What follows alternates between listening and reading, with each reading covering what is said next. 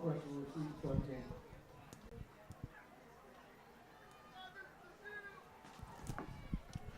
Good evening, ladies and gentlemen. Welcome into historic Gittone Stadium here in Vineland, New Jersey. We are getting ready for another season of Vineland High School Fighting Clan varsity football. My name's Kyle Bennett, joined by my partner, Rich Scarpa, here in the Gittone Stadium press box. And Rich, we are getting ready for an exciting season of Vineland High School football. Week 0 here against Oakcrest.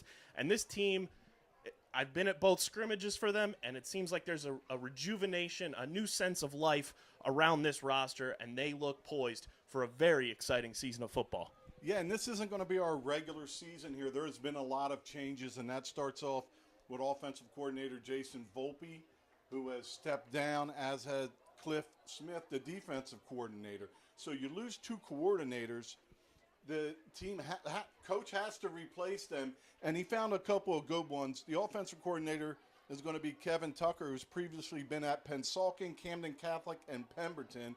And the defensive coordinator is somebody who's familiar to everybody around here, former Millville star who played with University of Miami, the Giants, won an arena championship, and that's Hendricks. Dwayne has been the head coach before and has experience at that. And coming here to run the defense, you figure it'll be an attacking style defense based on things we've seen before and, of course, how he played the game. Absolutely. And Dwayne Hendricks, I have some familiarity with him when I was spending time with NJ.com as he was the head coach at Cumberland Regional. He brings that championship pedigree, like you mentioned, won a Super Bowl ring with the New York Giants, won an Arena Football League championship, and he's going to be here on the defensive side of things to try to help Vineland win a few trophies this year. And oddly enough, Coach Russo on the Dan Russo Show this week actually said the name Thunderbolt, Rich. He said, I have to play nice with my new defensive coordinator, so it's nice to see a little mending of fences as well with the crosstown rivals now that Dwayne Hendricks is here. And not only is Dwayne here coaching, he's also at CC Tech. He's working out there where we've had a lot of players. Nazir Broom, our leading rusher, for 2 years out there amongst other players. So there's another football coach around those kids that we have playing, and hopefully to get some more in there. And Coach also mentioned on the show that the players have responded, and that's that energy that you were talking about. Memorial Stadium. That's for tonight's high school football matchup. This evening, the Fighting Clan of Vineland and their season home opener will be taking on the Oakcrest Falcons. We have some upgraded food gigs, too. Very excited about that, to have, the community rallying around this team. Rob Bono over there at Eastland with the Greenview Inn going to come in and help, with the snack stand this year. Manny and Vic's Pizza also getting involved. It's been really cool to kind of just see how the community has rallied around this team through the ups and downs and want to see this team be as successful as possible. Yeah, and for this team, it's a new conference, but still a good conference with Clearview, Kingsway, who had played in the championship game at Rutgers Township, that lost to the champ last year, Holy Spirit, that was second in the whole state, and Vineland. So still really tough, but a different conference where some of the out-of-conference games will help us along a little bit. Also have Pennsauken on the schedule again, so that'll be a nice little rematch there for our new OC. And, the matchups this year, some Cumberland County rivalries as well. Next week we'll be at Bridgeton, so there's a lot of fun teams on this schedule to give Vineland a true test of what this new era of Vineland football is going to be all about. Yeah, and that Bridgeton game, congratulations to Bridgeton. That's where I work. I was happy for them, but by the same token, not our strongest game, and you like to try to fix that and set that straight. As we get set here for the national anthem.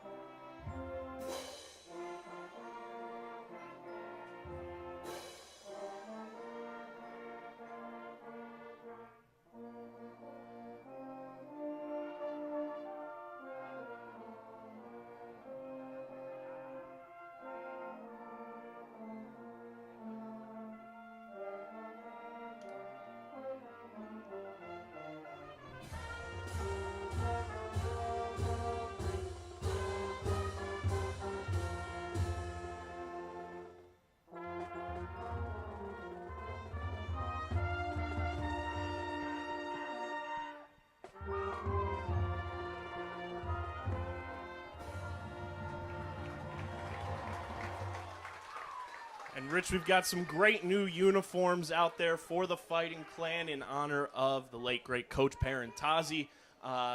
These uniforms look fantastic and a nice welcomed addition to the uniform lineup for the Fighting Clan. Well, as Coach would say, Richie, it's about time they put the letters big and bold, because I'm getting to be up there a little bit and have a little trouble seeing, but the numbers really pop and look good. He'd be thrilled with those. This Oakcrest team, we have to go back to 2011, the last time Vineland's played Oakcrest, and in those last 3 games, Vineland's 0-3 versus Oakcrest.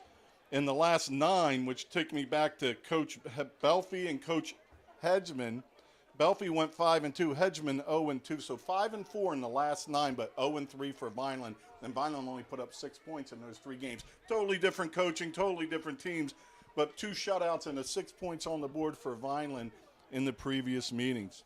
Oddly enough, that last meeting against Vineland and Oakcrest, I was a senior in high school. So we are getting set for kickoff here at Gittone Stadium. Like we mentioned, Vineland in the slate gray, if you will, with the big white numbers on the fronts and backs of the jerseys. Oakcrest in their all-white uniforms, blue helmets.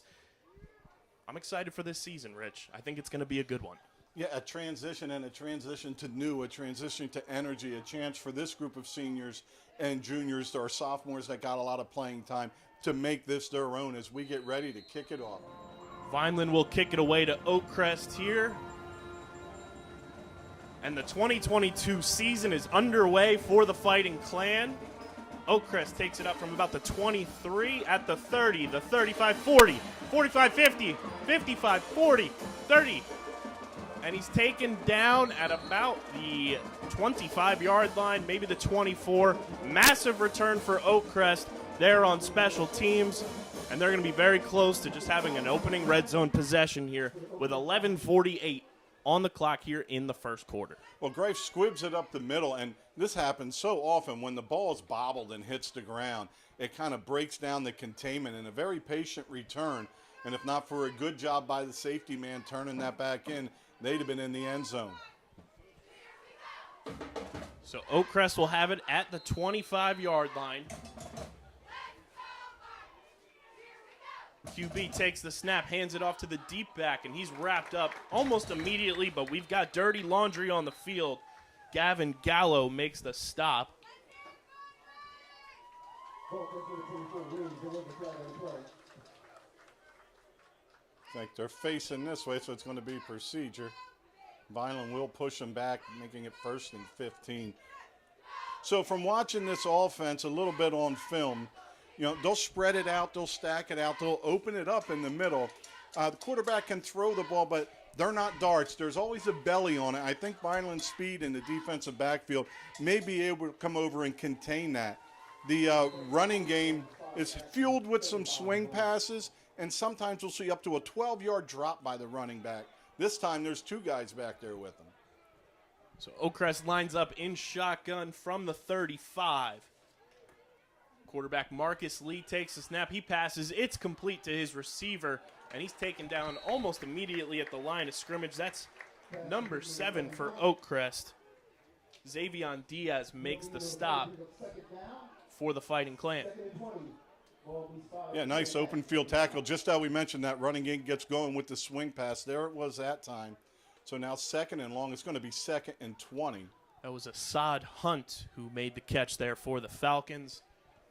And Xavion Diaz was a player who came in last year, Rich, as a freshman on this team as Oakcrest takes the snap, looking to pass. He fires deep, and it's incomplete. No flags. That was Diaz again on the coverage there. And like I was saying, Diaz stepped up last year as a freshman in a number of ways on the defense, playing some lockdown corner for this Fighting Clan defense. He'll be on the offense as well as a wide receiver. He's also going to be a punt returner for this team. So he's taken it to another level this year in his sophomore season. I'm excited to see that leap he takes now wearing that number 7 uniform for the Fighting Clan.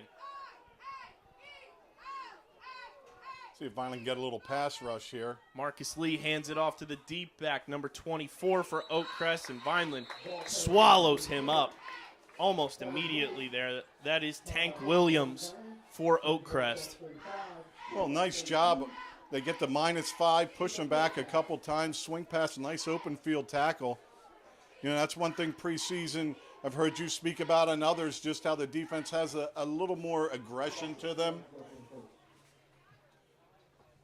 And that's going to be Coach Hendricks for you, bringing that, tenacity from the NFL, from the tenacity of how aggressive you have to be in the Arena Football League as well, and obviously his experience at Cumberland Regional.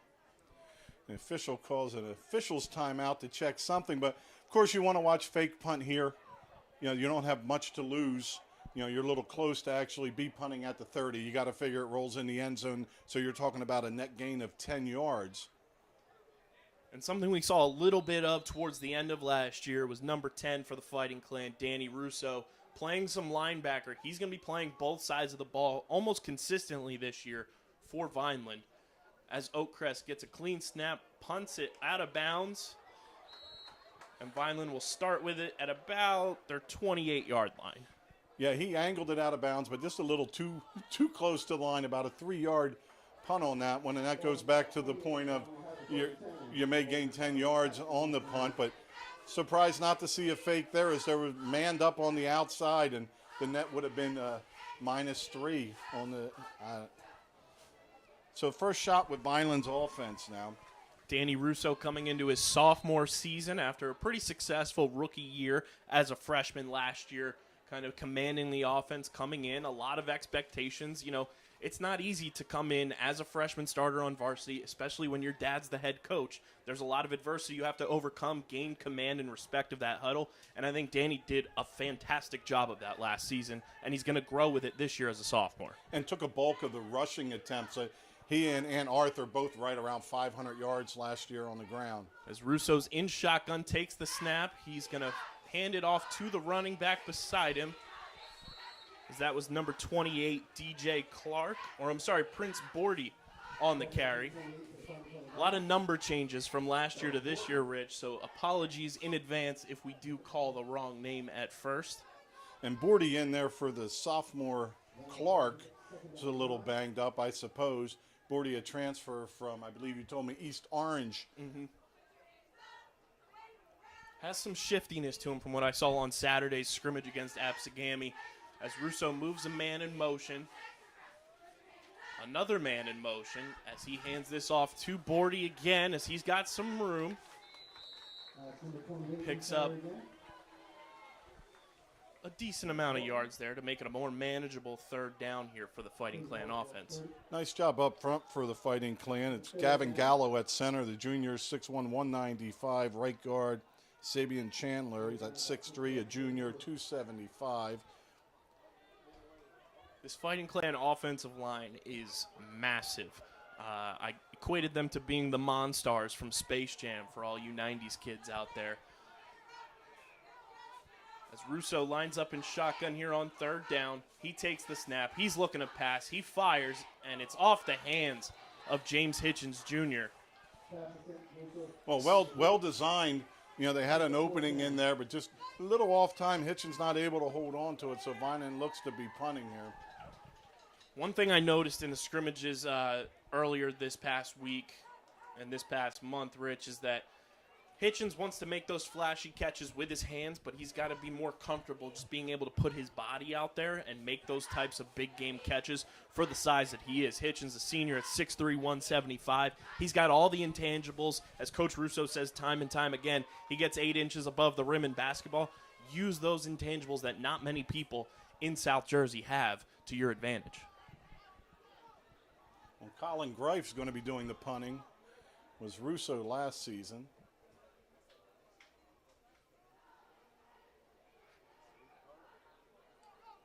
Nice snap there for Vineland and a great punt for Grafe, as this is going to take it back to about the 24-yard line for Oakcrest.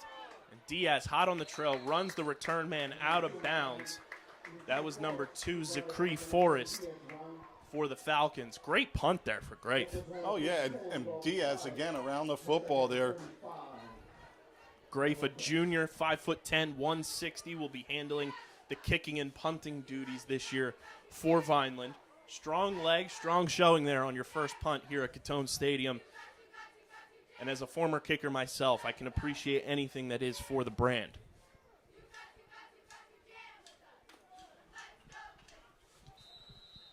So with about 8:15 remaining here in the opening quarter, Oakcrest taking over at about the 35-yard line as they hand it off here on this first play of their second drive. Pick up a good chunk of yards there, about 4, maybe 5 on the carry.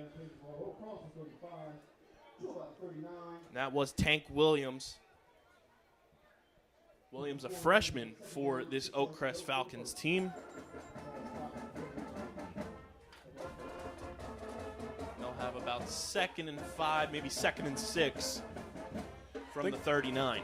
Maybe a little cooler on the field than in the booth today. The new cooling agents. As we've got some more dirty laundry on the field here.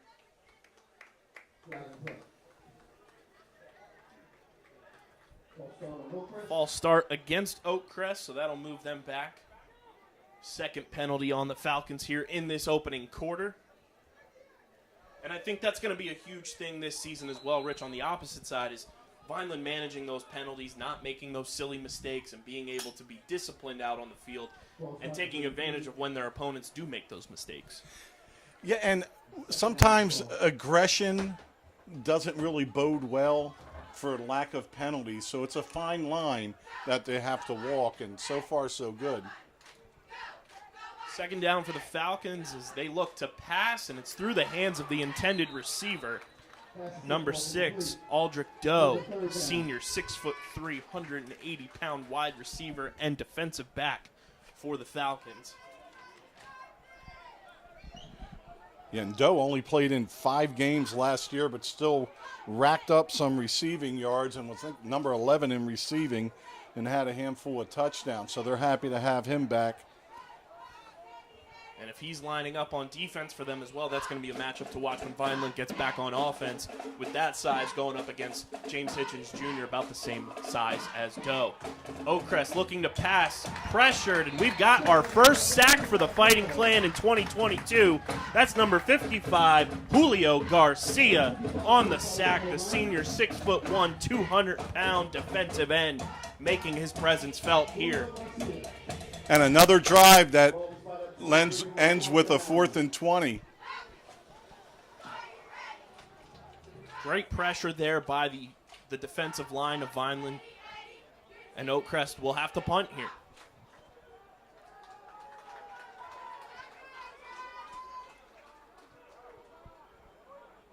Punter lined up at about the 9.5-yard line there for the Falcons. As he gets the snap a little high, but he gets it away. Much better punt this time around. And it takes a favorable Vineland bounce. We'll see where they exactly spot it, but it did bounce at about the 45-yard line of Vineland. So great field position for this second drive for the Fighting Clan offense, Rich. And that Fighting Clan defense now has held Oakcrest to negative 20 yards in their first 2 drives. After that big kick return, field position back in Vineland's favor. So we'll see what Danny Russo has up his sleeve here at the quarterback position for his second drive of the game. The offense, too, Rich, under our new offensive coordinator, it seems like there's going to be a lot more creativity in the offense that suits Danny Russo's skill set a lot more. I noticed a few screen passes that were, in the mix, and I think that's going to help this offense just continue to catch defenses off guard and let Danny use his big arm once he catch them kind of around the line of scrimmage. So Vineland in shotgun. Russo takes the snap. He hands it off. And Bordy falls down almost immediately. Kind of lost his footing there. This will be 2nd down and 10. Go through the rest of the starters. We have Bennett up front at 6'2", 290, along with DeVellis, 6'5", 215. Tight end's going to be Charles Burt, number 81. Tyrell Powell, Tank, Cephas, Hitchens at the wide receivers, along with Davis in the slot. 2nd down here for Vineland. Russo in shotgun. He takes the snap, hands it off, and Prince Bordy is welcomed by that Falcons defense. Well, a little miscommunications as Russo turned one way and the back was on the other there. That had them both standing flat-footed when the pressure arrived. That was number 4, Tawheed Hill, who made the initial tackle there. And Sean Torres also in there on the stop for the Falcons.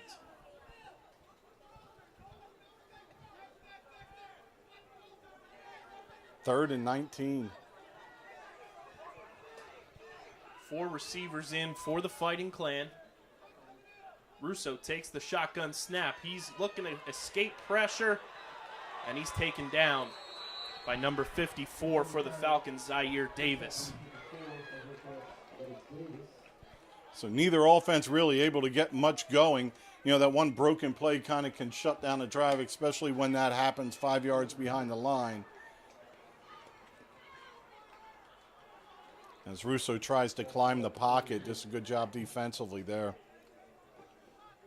So the biggest play's been a kickoff return. The punt return was handled well, defended well by Vineland.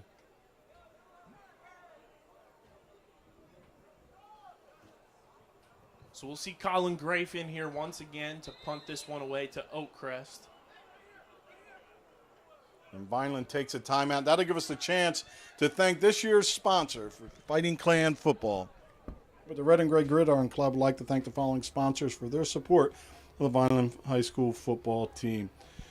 Ducharmes, the Greenview Inn at Eastland Golf Course, Reconstructive Orthopedics, Newfield National Bank, Van Dodge, Allen Associates, Technid Consulting, Medio Law Firm, Barufi Brothers, G&S Dry Cleaning, Vineland Education Association, Dr. Michael Gorson General and Cosmetic Dentistry, The Claridge, a Radisson Hotel.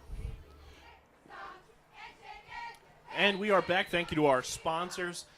Vineland getting set to punt this one away for the second time with about 4:12 remaining in the opening frame here at Gittone Stadium. Neither offense, though, Rich, here early on has been able to get anything going, as we said right before our commercial break, but the defenses have been stellar. That's that week 0. You know, it always takes the offense a little longer. Low snap, but Grafe recovers and gets another great punt away. As that goes through the hands of the Oakcrest return man, we'll see who they give the ball to. Looks like it's staying with Oakcrest. So close. Unfortunately, the Vineland player was out of bounds when he touched it. Had he just tapped it in bounds and stayed in, when the ball was in bounds and stayed in bounds, would have been Vineland's.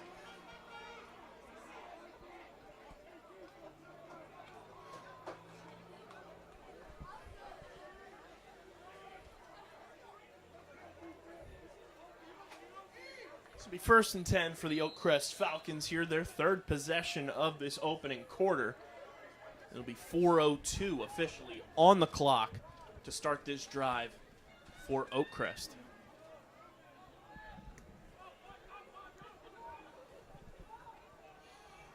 Let's get one more good stand by the defense. I think the 3rd time will be the charm for the offense as they see they can maybe attack the edges a little bit. Another false start. That's 3 drives in a row with a false start on the Falcons. Push them on back. We're talking about on offense, Aldridge Doe underestimated his totals, 22 receptions, 453 yards, and that was in 5 games. So, you know, he's 100 yards a game was what he was doing last year when he was in there. And that matchup, as you mentioned, both ways is going to look pretty nice. Oakcrest takes the snap, pitches it backwards through the hands of the intended pitchback. Yeah, I did see them run option on film, and it looked about like that. You know, it takes a lot for spacing, especially when you're starting in a shotgun, to have that right pitch depth. And that time it holds them to no gain. As we get set for this next play, too, do want to give a congratulations to new director of the Fighting Clan's Marching Clan, Justin Feliciano, taking over for Eileen Bosco, who retired this past school year. Want to wish Miss Bosco the best in her retirement and welcome Justin, a classmate of mine, class of 2012, now leading the Marching Clan as Oakcrest looking to pass here. It is caught by number 6, Aldrich Doe. It'll bring up 3rd down. Good coverage, minimal gain. And notice pregame and here, the Vineland defenders pulling up and getting their hands in the air, taking down some passing lanes, and quickly Oakcrest back on the ball.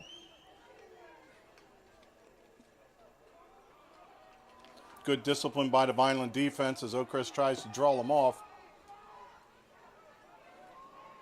3rd down play for the Falcons. Some pressure in the face of the quarterback. He lets it go. There's a scrum on the turf there for the ball. It looks like Oakcrest recovered.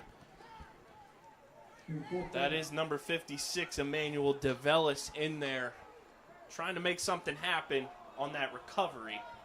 DeVellis also playing left tackle for the Fighting Clan this year. That's another negative drive of -5.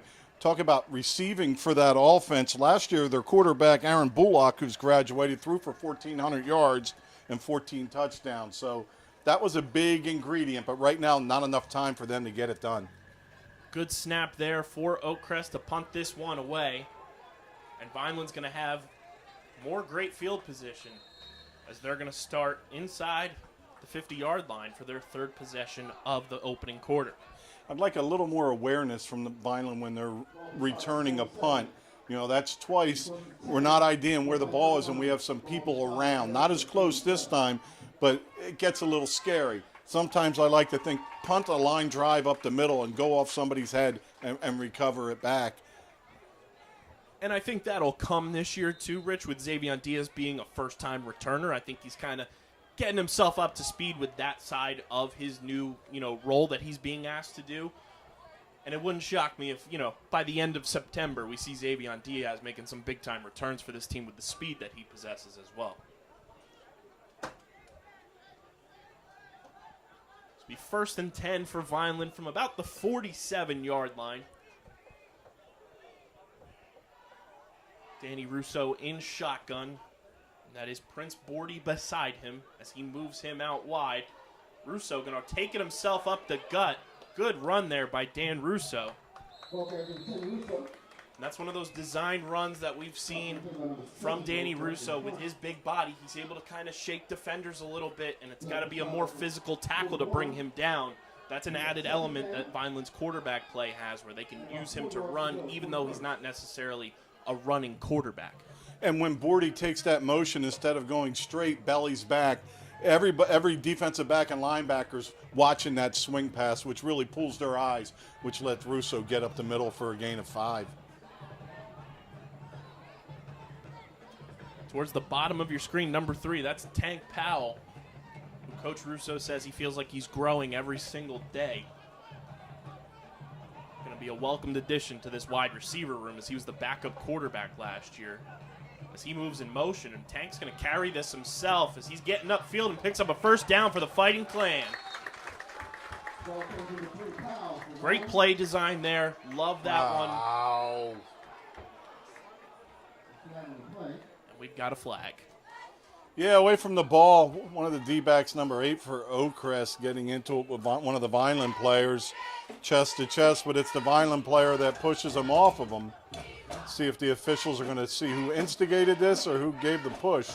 Maybe words are allowed tonight.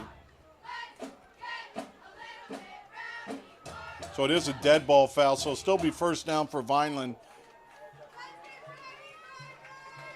Penalty does go against Vineland, but nothing on Oakcrest, and Coach Russo is not happy down on the field. There's a point, granted you can't push somebody, but when somebody walks across the field and puts their shoulder pads on you, I definitely think you shouldn't push them, but you shouldn't be able to walk up and instigate. They could have been offsetting, but instead, it'll still be the 1st down after Powell's run, but Vineland will start again 1st and 10 at the 45 of the Falcons. And that's that discipline we talked about earlier. They're always going to get the retaliator in an instance like that, not the instigator. So Vineland just has to be a little more on their P's and Q's. As Russo takes the snap, he's looking to pass, he scrambles, he's running, still looking. He's going to run up field and pick up about 4, maybe 5 on that run. Well, it's getting a little chippy out there now. Russo really showed some speed on that play. Looked like he was going to get tracked down from behind. So composure and discipline is something that comes with age. Not a ton of age on that field for Vineland. It's almost like hockey. You have an instigator that's trying to stop the drive, and not just one player, but hey, get in their face, see what happens. Three wide receivers to the bottom of your screen for Vineland. One defender and a half.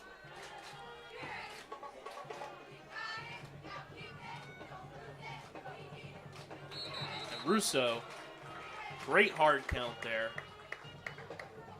So Vineland 2-0. Once we go on a second count, everybody's disciplined. Oakcrest jumps. Another time Oakcrest tries to pull us off. Vineland discipline there. So second and short now. But this set out here, the safety's barely moving over the top. There's a guy playing in the slot about 10 yards on the outside as our receiver. So we've got him outmatched down here. Russo takes the snap. He hands this one off. That goes to Prince Bordy.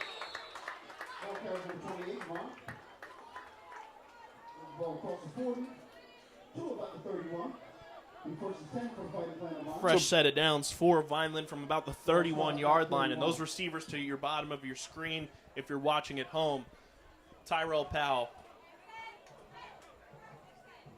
Josh Cephas, and Xavion Diaz, as the end of the first quarter is here. The first quarter of the 2022 season in the books, and we are scoreless here at Gittone Stadium. But we are on the move. Let's thank our sponsors one more time as we get ready for this scoring drive to continue.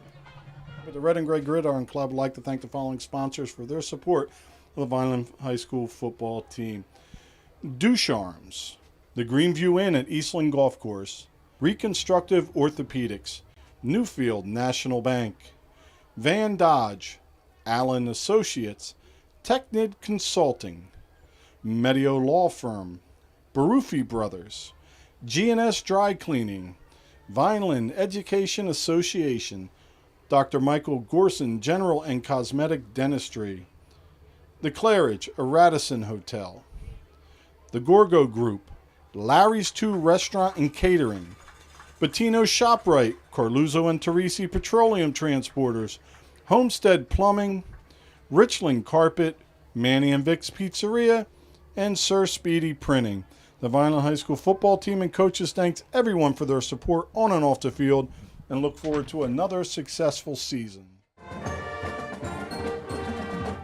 Welcome back, ladies and gentlemen, to Gittone Stadium as we get set here for second quarter action for week 0 of Vineland and Oakcrest. Vineland on the move. Dan Russo in shotgun right now for the Fighting Clan. Let's see what happens here as Russo hands this one off to Prince Bordy, shifting and moving, and he gets taken down. Well, that was actually pretty well blocked up front. It was just a step slow. You know, Bordy coming in, learning the offense, Clark out tonight, and it was just one step because there was a crease and a seam in there on that, basically a counter with the reverse pivot.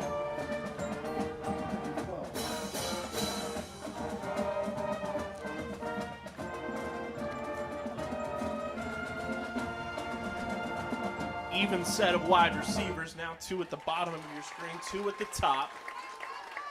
James Hitchens Jr. towards the bottom of your screen. Russo takes the snap. He's looking to pass. He's scrambling, looking, moving forward, chugging along, and takes it up to about the 30-yard line before he's taken down from behind. So about a 3rd and 8. Vineland in 2-down territory here. Greif is the place kicker also. And I think, Rich, seeing his legs so far in the 2 scrimmages and then tonight on punts, if they can get within, the 25-yard line, that's reasonable field goal range for Greif. Yeah, and Greif comes from a family of kickers. I played with Ray. He used to have that square toe back in the day that he used to kick with. Had to get on that special shoe. Heck of a center also. Russo in shotgun here on 3rd down, takes the snap. He's looking to pass. He's firing. And just overthrows James Hitchens Jr.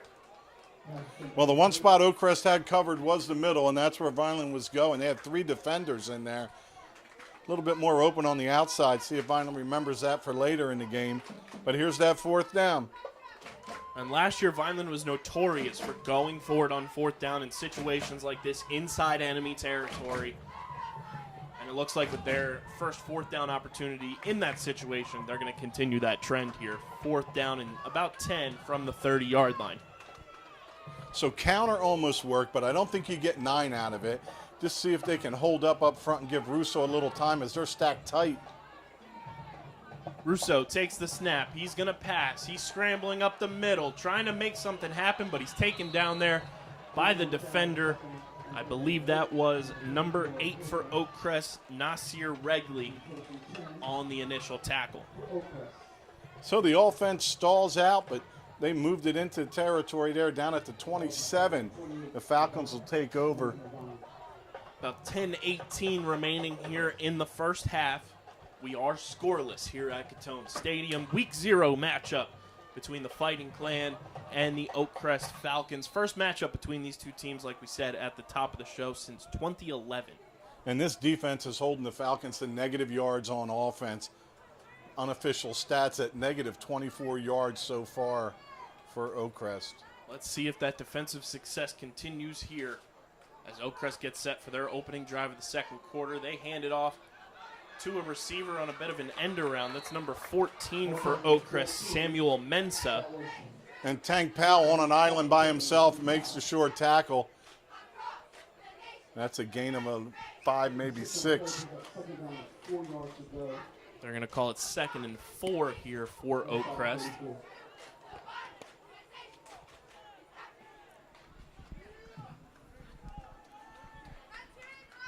So you need that discipline on the outside not to get put upfield and not to get collapsed down inside. No doubt double teams coming down on the edge guy.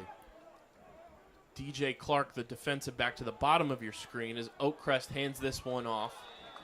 Gobbled up almost immediately. But they will have positive yards on that run. Well, that run wasn't great, but it was finished really well.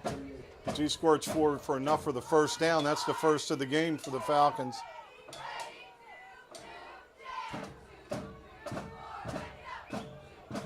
Making a note here, Danny Russo not in on this drive right now at linebackers. Oakcrest hands this one off.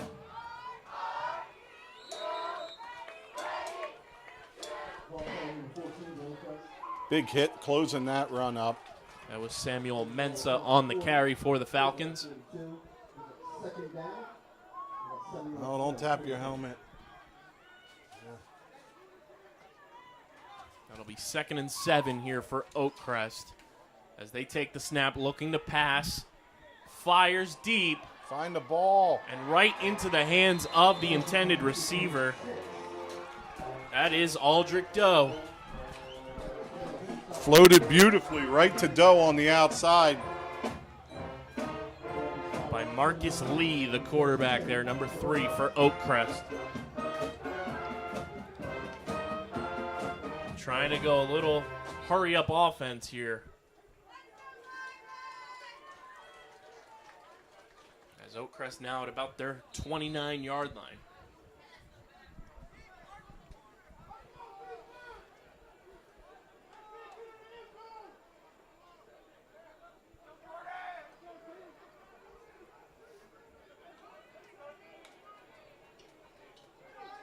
Fake handoff, and Marcus Lee is gobbled up by this Vineland defense. That's Burt in there who's hobbled a little bit. Charles Burt, the senior, 6'1", 215-pound tight end defensive end. As he's down holding his calf, it looks like. Boy, not a lot of motion in the backfield. When the ball snapped, it had 2 backs and the quarterback all standing around waiting for somebody to make a move. And hopefully this is just a cramp situation there for Burt with the heat that is out there. Got to stay hydrated, boys. Yeah, for Coach Forrest, I don't think he wanted the offense to execute that way as they're a little sluggish. But you talk about hopefully just a cramp. The up front on the offense and defensive line, there's 2 3-way starters as we watch DeVellis just come out for a break for us. But they have 3 guys down there going both ways. So as the game goes on, not only will they be a little bit worn down by the size and strength advantage up front for Vineland, but also the heat and the timeout on the field.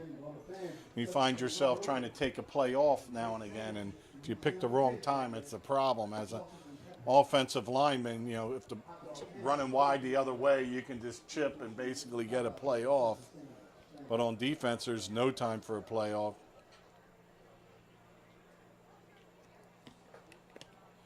That's a drive killer for Oakcrest. It's a big loss. And as Coach Russo mentioned on the Dan Russo Show this week with Underground Sports Philadelphia and myself, the jerseys Vineland wearing tonight are in honor of Coach Parentazzi. He said they are made with a material that's tough, just like Coach. I don't think there's a crease in my letter or my number on my jersey. They were so thick back then. Letters were about half-inch thick, hard plastic, like a pool toy. And Burt is able to get up under his own power and walk off with the trainer, so we'll keep you guys updated if we find anything out about Charles Burt here as he looks to stretch that calf muscle out.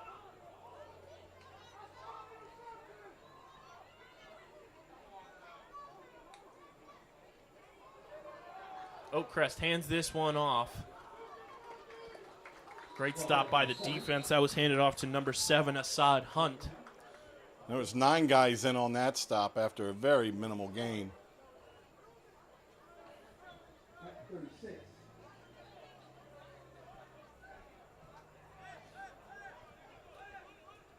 Ball will be placed at about the 36-yard line here for Oakcrest. 3rd and long.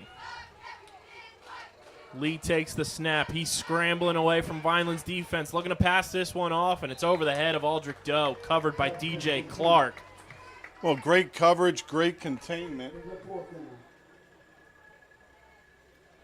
For Vineland, Noah Cruz plays it well as the quarterback rolls to his flat. He presses on the quarterback, makes him get rid of that one, and the coverage behind him. So the last few times it's been punt from the 30. Now you're at the 37.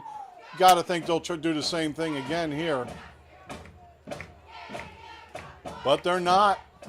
Offense stays on the field on this big 4th down and 17.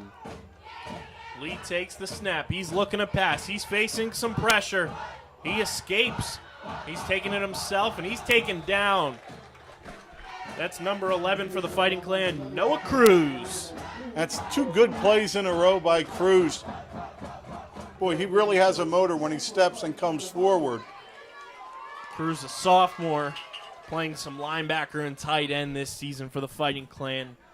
Listed at 6 foot, 200 pounds. He's going to be a gamer for this Fighting Clan defense. Well, the offense yet to really get it going. It was a big run by Tank Powell. It's been probably the most explosive thing we've seen so far.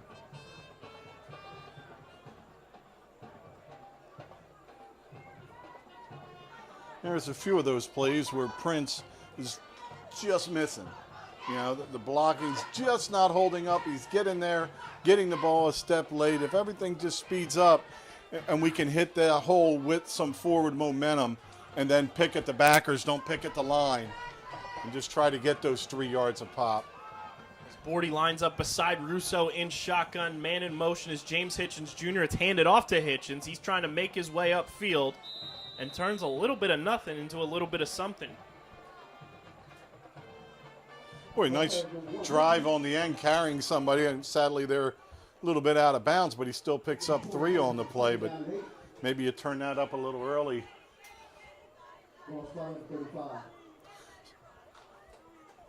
So you've run jet twice pretty successfully. I think it's where you fake jet, drop a ball to Hitchens over the top.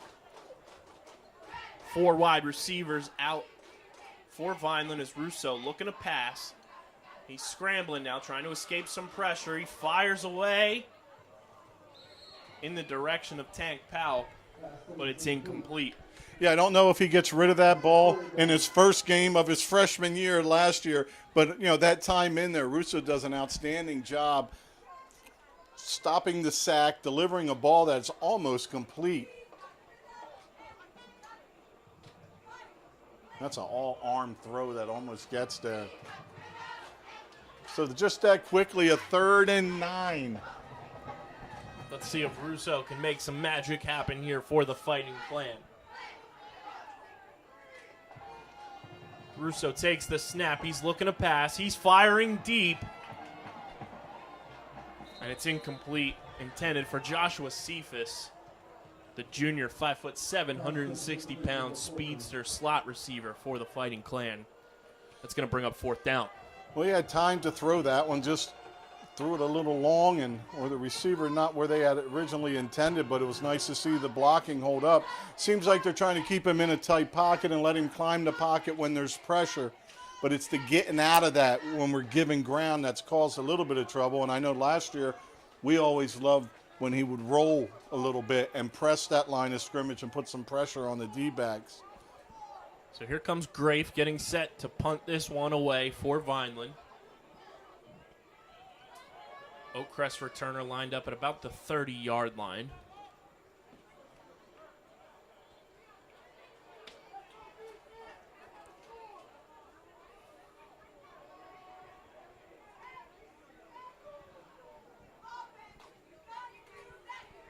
They're coming for this one. Little high snap there. Grafe has to escape and kind of make something out of nothing here. As he fumbles the football, Oakcrest picks it up and runs it into the end zone for a score. That's number 9 for the Falcons. Yeah, you could see that pressure coming. Samil Miller with the first touchdown of the season for the Oakcrest Falcons and the first score of this game. Not enough on the edge to block everything that was coming there. Vineland with their 3 up guys kind of sandwiched in the middle.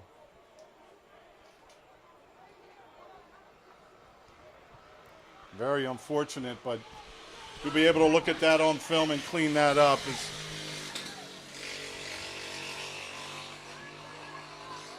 So it's 6:31 remaining here in the second quarter. Oakcrest looking to attempt the point after touchdown. I believe that is Tank Williams, who is the kicker for Oakcrest. That one is up, and it is good.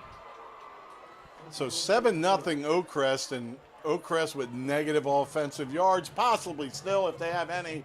It's about 10. A tough break for Vineland on special teams as the blocking breaks down. Greif has no chance to get rid of it. And this is the type of situation where the discipline does come into a factor of the offense just being able to wipe that play away. Don't worry about it. Don't let it, rest on your shoulders. You have to throw that play out. Forget it almost even happened and go out and execute on offense and, match this score up. Yeah, I think you may be at the point in time where before you air it out, you just try to establish that offensive line, tighten up your gaps, try to pound it right down their throat a little bit. Vineland does have some more quarterback under center plays in there that may let Prince get ahead of speed getting to that line of scrimmage, which may be all they need.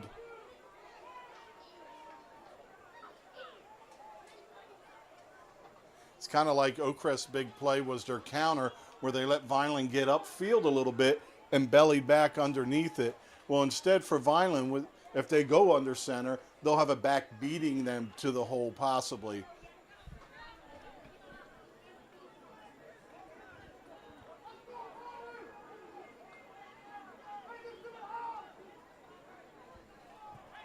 Yeah, DJ Clark back deep. Thought maybe I'd see him a little bit more involved in the running game as he and the the other Clark have gotten carries last year. Oakcrest kicks this one away. We've got whistles blowing and dirty laundry on the field once again. Procedure, they'll move them back.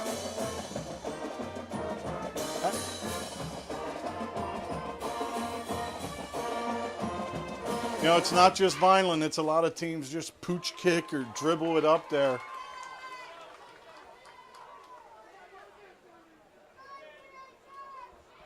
So now Vineland's deep guys back at the Vineland 25-yard line. As I mentioned, it's Clark along with Diaz.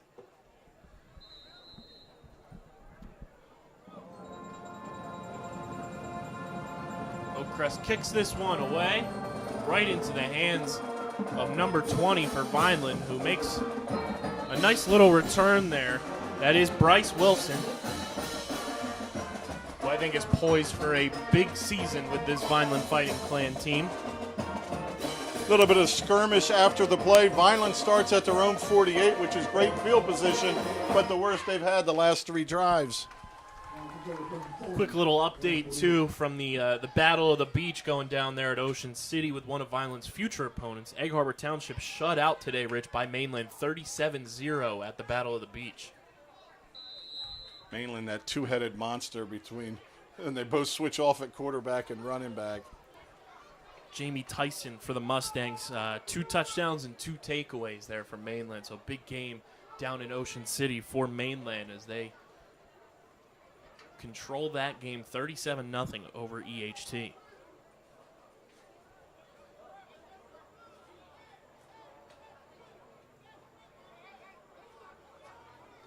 So we're halfway through the second quarter. Russo in shotgun. And he makes Oakcrest jump once again.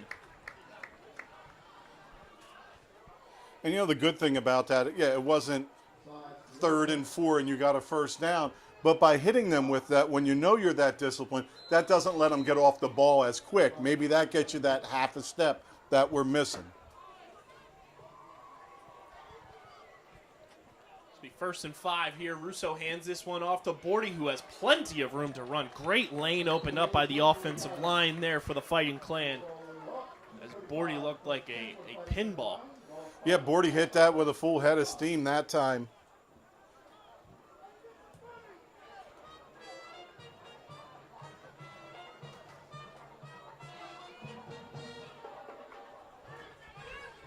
So Vineland looks to answer right back just at 6 minutes now.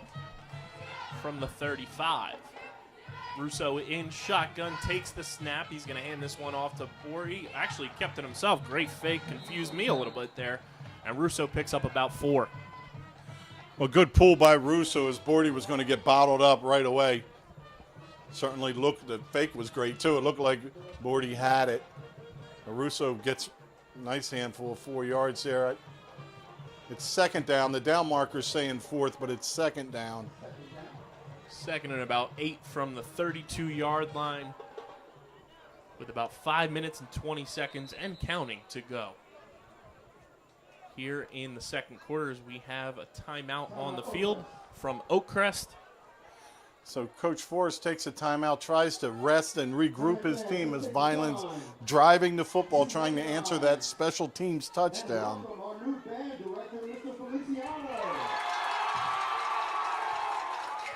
And even outside of this particular Vineland High School Fighting Clan team, this offseason was filled with lots of news, Rich, as we had Jamil Demby getting his Super Bowl ring from the LA Rams, also got the key to the city, and Isaiah Pacheco getting drafted by the Kansas City Chiefs. He also got the key to the city of Vineland, and he's getting high praises from one Andy Reid and Patrick Mahomes, as Coach Reid compared him to a combination of one LaShawn McCoy and Kareem Hunt, who are arguably 2 of the best running backs Andy Reid has ever worked with in his career.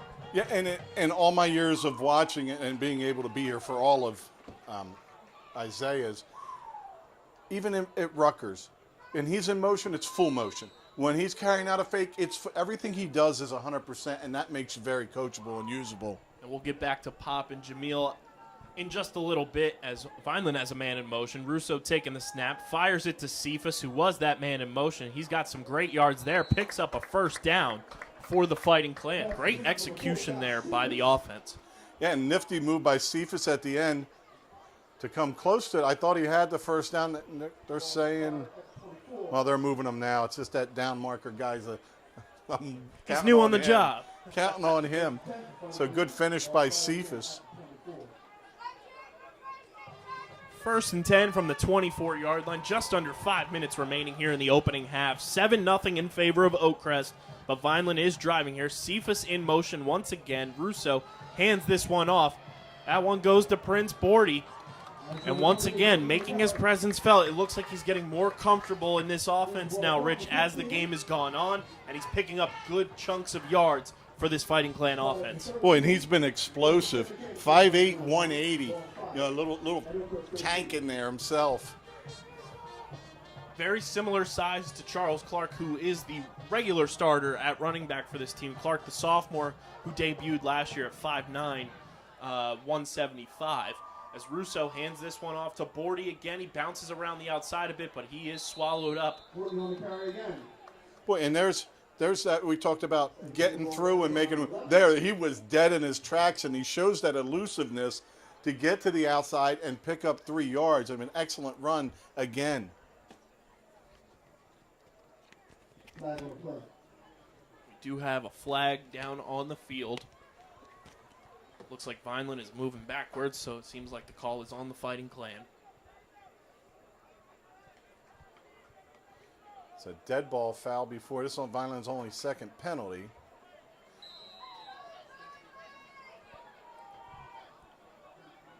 They're going to call this 1st and 12. I was trying to count the lines there real quick. I looked at the scoreboard to cheat.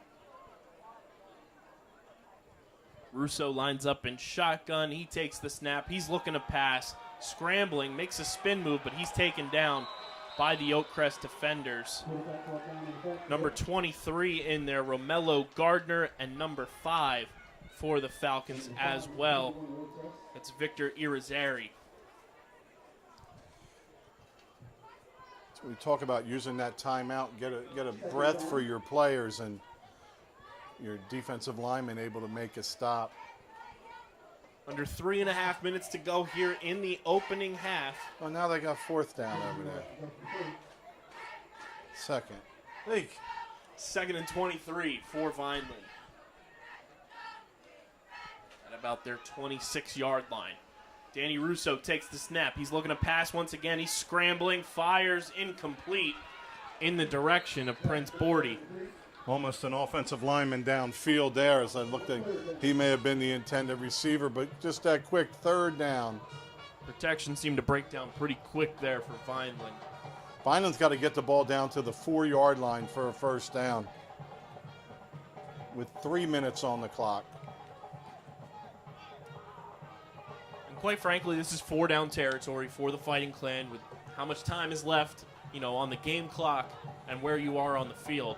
The defense for Oakcrest is given 12 yards. It's like the umbrella defense.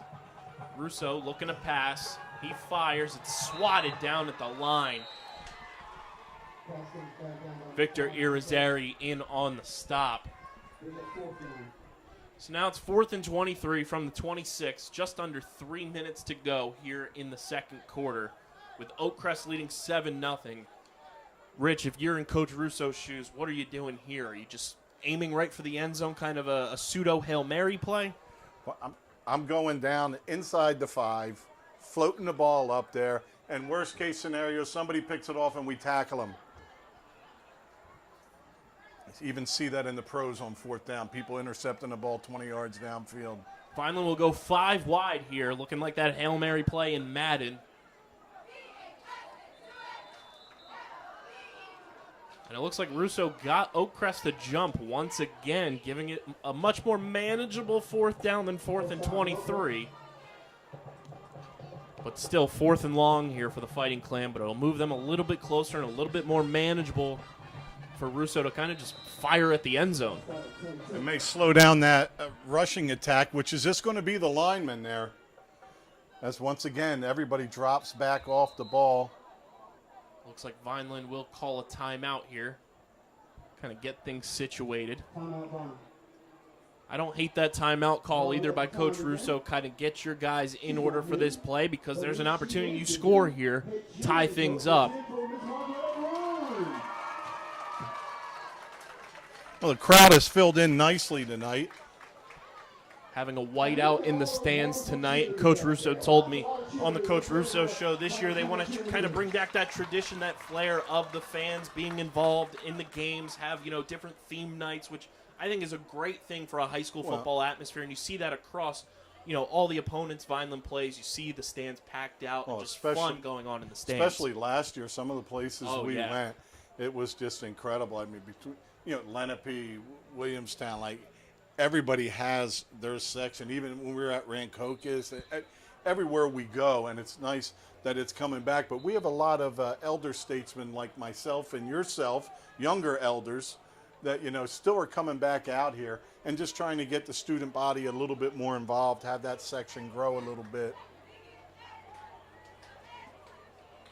Because I'll remember, the last time Vineland played Oakcrest back in 2011, I was part of that Clan Crazy student fan section. I'm sure, Allie, your daughter was a part of that as well. My sister was involved with it, my brother-in-law. So it would be nice to kind of see that, home field advantage return for Vineland as well as the season progresses. Oh, and it's fun for all the fans. Russo takes the snap. He's firing towards the end zone. Let's see. And that is with a fantastic catch in coverage. Number 3, Tyrell Powell comes down with the first touchdown of the season for the Fighting Clan. A beautiful pass from Dan Russo there. And we are one extra point away from having ourselves a tie ball game here at Gittone Stadium. Dan Russo to Tank Powell. Boy, and Powell gets up there, high points the ball and brings it down. That's 2 big plays he's had today. Boy, and you did that with an umbrella defense with 2 guys sitting there. Imagine when we're back normal and they're up there. Again, going on hard counts, making them jump off, getting a slower pass rush, not having Oakcrest be able to pin their ears back. And then when they're laying back, that gets dropped right on them. It's got to be difficult going into halftime. From the hard count to the timeout, great play execution, great throw from Daniel there. And Vineland going to go for the 2-point conversion to try to give themselves the lead here late in the first half. Russo in shotgun with Bordy beside him. Russo takes the snap. He fires. And it's bounced off the hands of the intended receiver. I believe that was Joshua Cephas, number 4 for the Fighting Clan. Well, nonetheless, it's 7-6, Rich, with 2:52 remaining in the opening half. And your defense has really held them to not much at all. That play defensively, arriving right on time with the ball, and just totally stopped Vineland's receiver because there was hard contact. Legal hard, great defensive play. And I think we just saw that height growth, that Tank Powell has had, allegedly, according to Coach Russo. He got up there and made that happen just with that extra height that he's put on since last season. Well, having coached Tyreen and Tyrese with Tyrell, he was always the youngest, of course, and the smallest, and the nickname Tank. And his father would always say, he's the tough one, he's the tough one. And Tank certainly has been that. He's made 2 really big plays and has stepped up. Remember last year getting reps at quarterback when Russo would be a little banged up. Now kind of filling out, growing in, and a nice compliment to have with 3 receivers out there instead of just running Hitchens down. And I'm sure that's a catch that has Tyreen going crazy at Rutgers for his younger brother. Well, there'll never be a game like that Millville game with under 2 minutes to go. Unbelievable. Tyreen's pass back to Manson to get it done. This was trouble the first time. It was a big kick return inside Vineland territory. Great kick by Grafe there, and he sends it almost through the uprights. Yeah, that penalty costly on Oakcrest after the touchdown. Kind of went a little bit unnoticed as we celebrated, but it made it where Grafe could boot it into the end zone because the first kick return was big trouble. So with 2:52 remaining here in the second quarter, in the first half, Oakcrest still leads Vineland 7-6, but ladies and gentlemen, we have ourselves a ball game. Yeah, and I'm looking, I think we've used 1 timeout. The timeouts left isn't on the scoreboard tonight. They both say 0. And I know Oakcrest had 1. Yeah.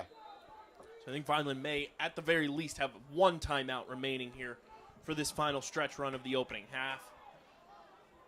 See if Oakcrest tries to put some air under it real quick here. Lee takes the snap. He's looking to pass. He's firing deep. That's in the direction of Aldrich Doe, and it goes through his hands. DJ Clark in coverage on Aldrich Doe. Well, you don't want the defenders turning and watching the ball, but you want to find the ball.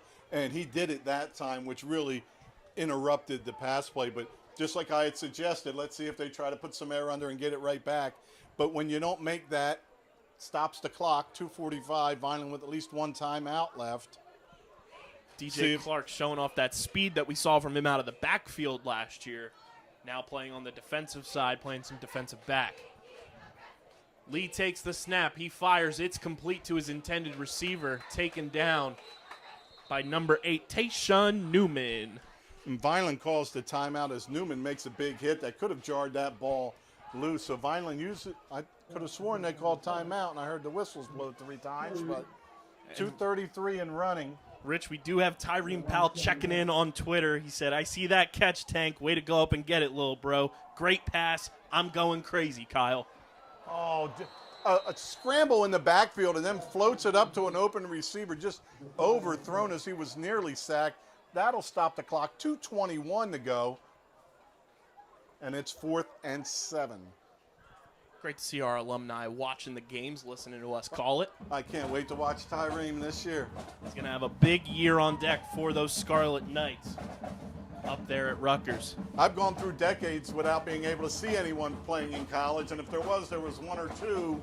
Like, it's really changed, and we'll talk more about that in the second half. All the guys out at school playing. We have a partial list now, but almost have a full NFL roster of Vineland alumni playing at the NCAA and NFL levels. Not sure I thought that was possible when I was playing here. We had some good teams, and we get a guy that was small D1, a lot of guys playing D3, but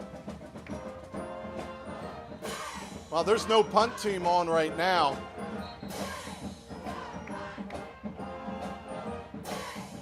Now Oakcrest uses a timeout. Strange the way they didn't have the punt team out there. They maybe were looking at the down marker, which has been incorrect most of the night. The first time you do it, it's a little tough if you don't have an official. Like I've done that before. Most officials will come by and go, two, on my heel, on my heel, on my heel. And they'll boss you around, and you plant it on their heel, and they tell you what should be up there.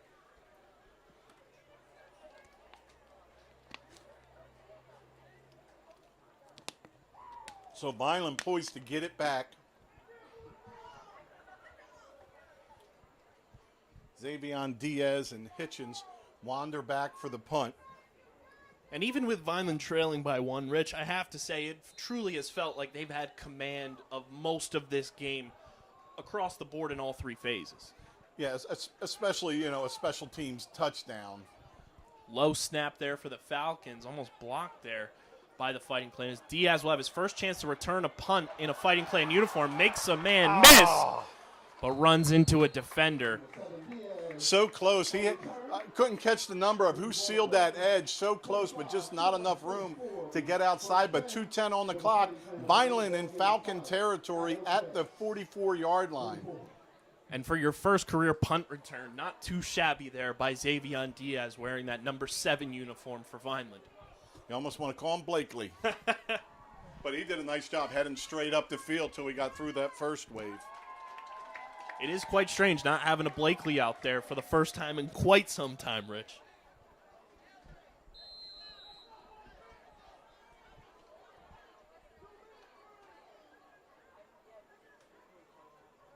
As Vineland's offense trots out to the field, Danny Russo and company looking to make some magic happen with 2:10 remaining here in the opening half, trying to take a lead for the first time in this game. Boy, right up the slot with Clark. I mean, there's still 5 yards on the inside of him. Do a backside post. Diaz and Powell to the bottom of your screen. Russo looking to pass, and he is sacked. Didn't even see that defender coming. Zaire Davis, the senior, 6'1", 225 pounds. And the way he's built, he looks like an old school Brian Urlacher, Lance Briggs type linebacker, get him a neck roll. I don't think I could have played without a neck roll. I don't know if it helped me or not, but it made me feel like my neck wasn't going to snap.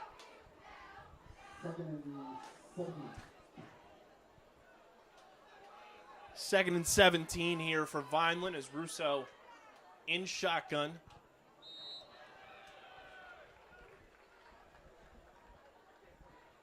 Little head start for Vineland's Diaz that time.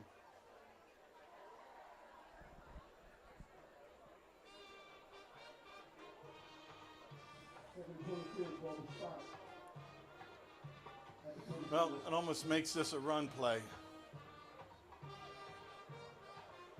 Vineland's lost 12 yards.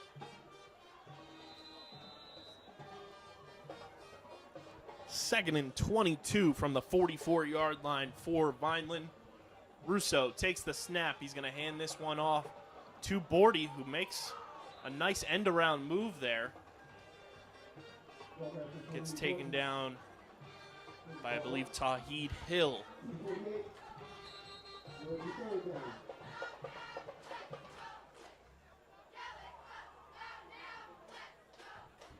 Timeout. Third Oakcrest. and 17, timeout Oakcrest. 1:11 remaining in this opening half.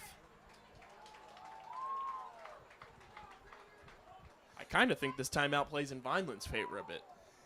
Yeah, I kind of think I'd be happy to go into the half. Vineland ran the ball to keep the clock moving. And that's definitely Oakcrest's last timeout. And if I'm Coach Russo here, third and 17, about a minute and some change left, I might let Danny just have a go at it and try to move the ball down the field and see what happens. I am no offensive coordinator, nor do I think I should be, or that people should really listen to what I say. But I would like to move him out of the pocket and have him press the line. So if he does take off, he has some space to go to and can possibly get out of bounds if he needs to or stay in bounds. But to have him in the middle, there's a ton of traffic. And, maybe we can get these linebackers or corners to jump him where he could float something. Third and 17 from the 48-yard line. Russo takes the snap in shotgun. He's looking to pass. He fires, and it's off the hands of Xavion Diaz. And just watching that in quick motion, Rich, it looked like Xavion turned his head a little too soon, tried to start running before he secured the catch. Yeah, and that's hard not to look for traffic when we saw what happened on the extra point where you were clobbered. It's be 4th and 17. Let's also not forget Vineland gets the ball to start the second half. So even if they do turn this over, they'll be getting the ball right out of halftime. So Vineland uses their last timeout with 1:07. They send the punt team in, and this was a problem last time, the blocking on this punt. We'll take a look at the formation here. You can see how Oakcrest was overmanned to the top and just not enough bodies to get over. So hopefully that gets addressed. That's one thing. It's Coach Parentazzi uniform talking about him. The one thing Coach Parentazzi did better than anyone I've seen coach or anyone I played with were special teams. Were a part of every practice. You hear 3 whistle blasts and you hear field goal. The ball got thrown on the field and you had 30 seconds to execute. And we went over our rules and responsibilities. We spent more time on, as he called them, specialty teams than anyone else, and it was very, very effective. Let's see if Vineland goes fake here, if they put all that pressure on. I would not. I'd just get my foot on this thing. A little bit of a low snap. Grafe has to make some magic happen, and he gets that one away. Great poise by Grafe back there to get that punt off. Not much of a return there for Oakcrest. And with under a minute to go, the Falcons will take over on offense. Well, low snap, and Grafe has to avoid someone and gets his foot on it this time. Great rebound for Grafe. Good job, good job. I used to be able to do that back in 1952. Be 1st and 10 for Oakcrest at the 33-yard line. 58.8 seconds on the official scoreboard clock. Well, watching 81 Burt run over for a little more water and a little more work. Looks just like 81 Comrade Jackson. Yes, he does. And ran the same way Comrade used to. Lee looking to pass. He's trying to avoid a ton of pressure as he gets gobbled up by the Vineland defense. Danny Russo, Emmanuel DeVellis, and number 55, Julio Garcia, in on the tackles. He was holding that out away from his body a little bit, moving back through the middle. There's been some tackles from Vineland's line from behind, and that could easily knock the ball out. And be surprised if the quarterback doesn't cough one up today. This could be the last play of the opening half here. Back off him. Lee takes the snap. He hands this one off to his running back, who's gobbled up by the Vineland defense. Noah Cruz makes a nice move, fills that hole. 8, 7, 6, and 5. That's going to do it for the first half. As the clock continues to go, and there is the buzzer. So it is 7-6 in favor of visiting Oakcrest here over Vineland at Gittone Stadium. We'll be back for the second half, but we're going to send it to our sponsors and enjoy halftime here from Gittone Stadium. This is week 0 here on Vineland Public Broadcasting. Kyle Bennett, Rich Scarpa in the booth. Vineland trailing 7-6 at halftime. The Red and Gray Gridiron Club would like to thank the following sponsors for their support of the Vineland High School football team. Ducharme's, the Greenview Inn at Eastland Golf Course, Reconstructive Orthopedics, Newfield National Bank, Van Dodge, Allen Associates, Technid Consulting, Medio Law Firm,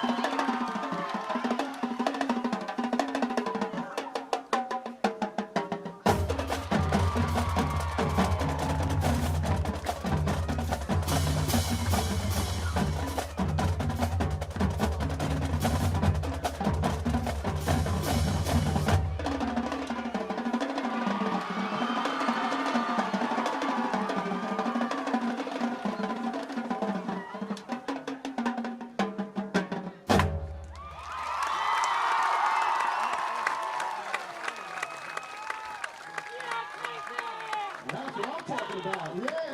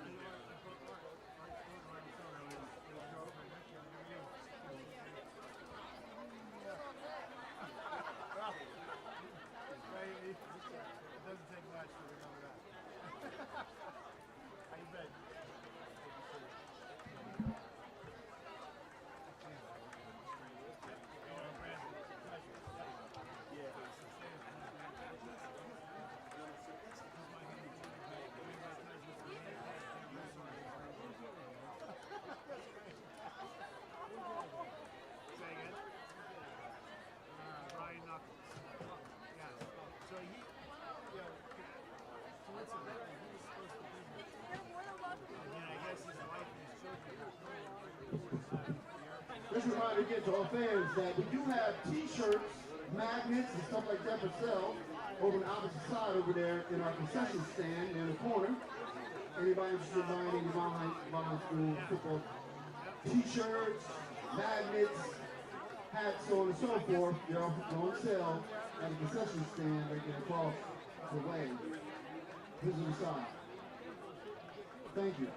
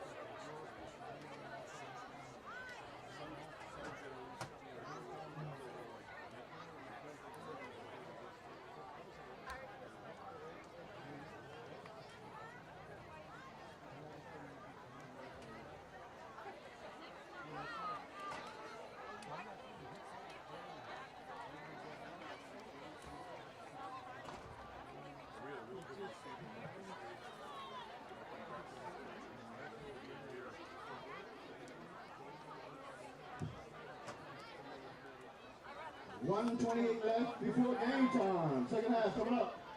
Minute 28 left.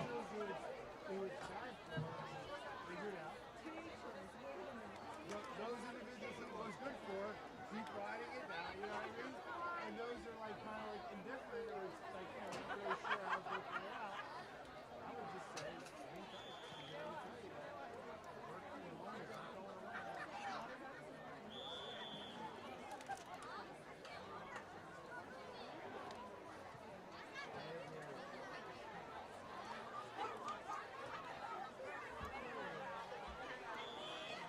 I am not a softball. Yes. Yeah. No. Actually, not what I was doing. It wasn't what I was doing.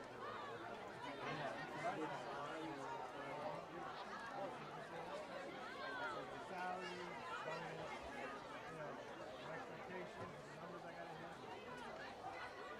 No stress. No one to be free. So I got out of farm. I was in farm. I got out of farm. I did a few things. Some buying bills. So this is the business. I just stopped that.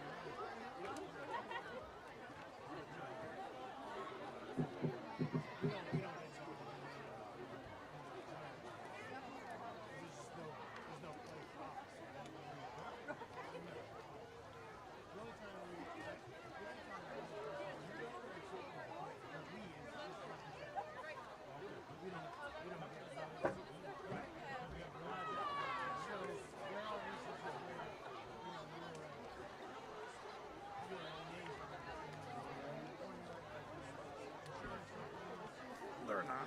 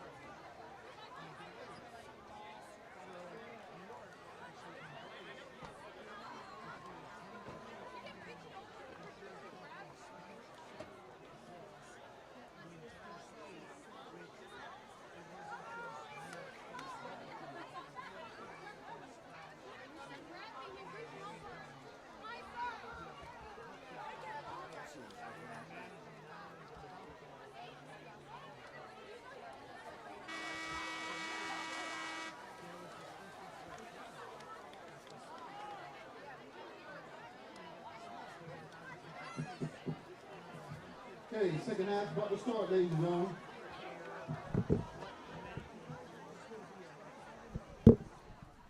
Welcome on back in, folks, to Week 0 Vineland Fighting Clan football action as the Fighting Clan trail the visiting Oakcrest Falcons 7-6. And Rich, we were talking during halftime between you and I, and The defense looks tough. They look like they're getting after it. They're controlling the line of scrimmage. And the offense has had opportunities, and we think, it's kind of just they're a young group. They're getting in a groove. But as the game has progressed, it seems like they're getting more comfortable on the offensive side of the ball. Yeah, the offense was able to do a lot more that last 2 drives, and there's more openings. The one thing that's yet to gel that'll take a little time is the flow, being able to set something else up with something else, coming back to this, giving them this look. But as they execute better as that second quarter went on, third quarter you step it up a little bit, and then you can start to gain that ground. We talked in the first half about that defensive line for Oakcrest, a lot of guys going both ways. So, they got about half a quarter in them, and then there should be that lean up front to that Vineland offensive line to anchor down the second half of this. And Vineland will receive the second half opening kickoff here, so we'll see Dan Russo and company on offense as they pick up this return here. That is Bryce Wilson on the return. Kind of a dangerous, after the whistle was blown, jump towards the head by one of the Oakcrest special teamers there. It's been a lot going on after the whistle, and Vineland's been pretty disciplined with it. Which you think wouldn't happen in a matchup between two teams who haven't seen each other in over a decade. Yeah, it's and you're not exactly neighbors, and it's not even like you're in the same conference or in the same shooting gallery. I mean, Vineland's been playing with all the big boys. As Danny Russo and newcomer Prince Bordy, the running back, line up in shotgun. James Hitchens Jr. moves in motion on the end around. They hand it off to Bordy. Picks up maybe 1.5 yards on that carry. Yeah, not much there. Showed that motion coming back around by Hitchens. And you start to think maybe swing pass. So they're going to mark it 2nd and 10 from the 37-yard line for Vineland. Here in early third quarter action if you're just joining us. Vineland scored their lone touchdown on a fantastic pass from Dan Russo to Tyrell Tank Powell. As Russo looking to pass here, he's going to scramble and run it himself. Great pickup of yards there to make this a much more manageable situation on third down for the Fighting Clan offense. Great awareness there by Danny Russo. When that pocket kind of collapsed, he made something work with his legs, and that's something we've said all along, Rich, that even though he's not a quarterback with a run-first mentality, he's a quarterback who can run. Well, I think it was 7 touchdowns last year, so he can get that short yards and grind it through. As Vineland wearing these new dark gray uniforms, white numbers in honor of the late, great Coach Parentazzi. Rooster on the sleeves there for Vineland as Vineland goes 5 wide. Russo in shotgun. He takes the snap. He's looking to pass. He's going to run it up the gut himself. He picks up the first down and more.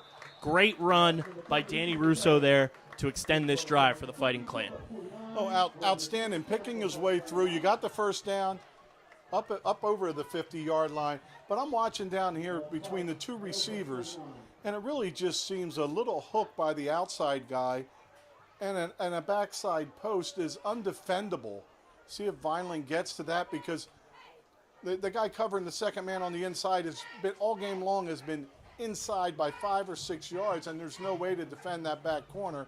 And they're manned up. There's no way on a hitch by Hitchens that anybody's trailing deep. I mean, you can look at it right there at the bottom of your screen, and there's no help over the top. Hitchens Jr. at the bottom of your screen. And we've got a flag here. Well, 2 people moved early, 1 on each side. Let's see who did it first. They're going to call it on Vineland. Well, there's a point in time, 1st and 15 was enough to kill a drive.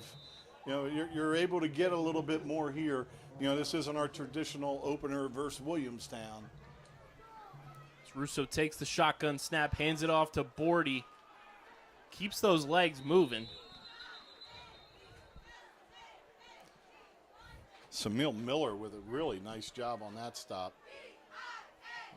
Bordy came close to picking those 5 yards back up. It's going to be 2nd and 13. for the Fighting Clan, maybe 2nd and 12. That was a good sign, though, there from Bordy from what I saw on that run. Even though he was down, his legs were still churning. He's keeping them moving, keeping that engine going. That's going to be huge down the stretch of this game if he can keep those legs going along, because we've seen him run with space and an open lane. He's got some speed in those legs. 2nd and 13 for the Fighting Clan. Russo in shotgun. Bordy is beside him. He takes the snap. Looking to pass. He's scrambling. He's moving up the gut. Runs into some defenders, but not before picking up some good, hard-earned yards by Danny Russo. Ball's going to be spotted about the 48. And it'll be 3rd and 9, Rich. Well, one thing Vineland's doing a little more is getting in a huddle. That's something Coach Parentazzi would love and often talk about. The plays are getting run in this year instead of the numbers up where you're standing around a little passive.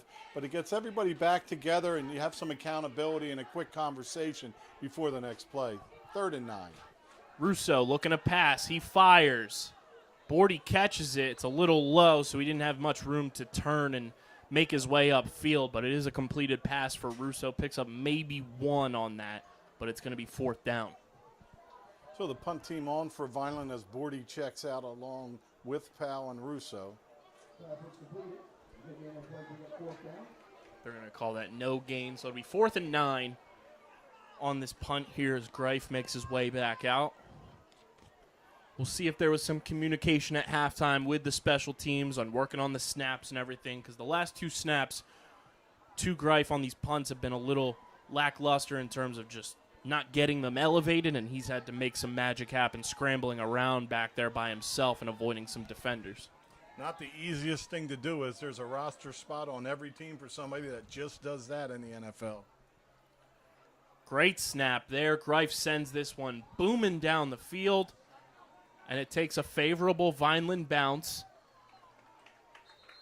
at about the 14-yard line. Another nice kick by Greif. Great field position gain there for Vineland, and this Oakcrest team connected on one big play, and that was it in the first half. And that's something, when it comes to the punt game that Pat McAfee, obviously the most notorious punter in all of football, has talked about. You're almost an extension of the defense when you're kicking that ball away. You're setting up that field position for your defense to go out there and be some dogs, take control of the game, and push that offense of the opposing team back even further. And Greif, on 3 chances so far out of, really 5, maybe even 4 chances, has had great setups on those punts to push Oakcrest back, and they've had not the best starting field position. As Lee hands this one off to the running back there, that's number 14 for Oakcrest, Samuel Mensah, but we do have a flag on the play. DJ Clark with a nice tackle there. But as you're mentioning while we wait for the call, the punter gaining that ground, but it also gives your defense a chance for error. You can make a mistake and give up 20. Not that you want it, but there's room for error when you don't have a good punting game and the other team's getting the ball at midfield. One mistake and you're getting close to scoring. Penalty was called on Oakcrest, so that'll move them back inside the 10 at about the 9-yard line. So 1st and 15. Lee hands this one off to Mensah, who has plenty of space to run. Great open field run there by the running back, Samuel Mensah. Mensah fumbles it at the end, but Oakcrest able to jump back on top. That's probably the most explosive run play.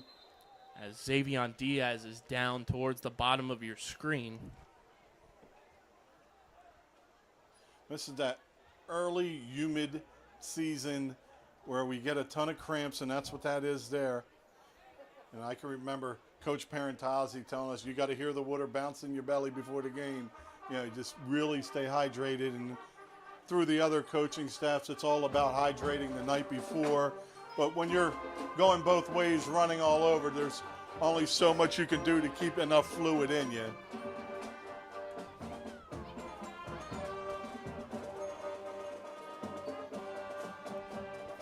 The worst part is you think you're better, then you move your toe up a little bit too far, and then boom, it's right back on you.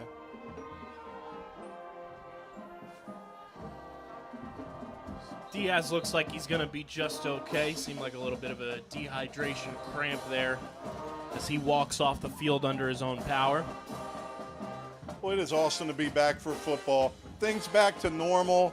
You know, we're past the COVID part of this. We've got a great crowd, great band, everything ready to go, and it's nice to get back to some normalcy here at Gittone Stadium. Vineland trailing by 1, 1st and 10 Falcons from their own 29. Marcus Lee in shotgun, directing traffic all across his offensive side of the ball. He takes the snap. He's looking to pass. He's facing some pressure from Emmanuel DeVellis, and Tayshawn Newman takes down Marcus Lee. Oh, great pressure by DeVellis. And again, you watch him get tall, get his hands up, moves the quarterback back underneath, and there's the support by the linebacker. Great teamwork on that play.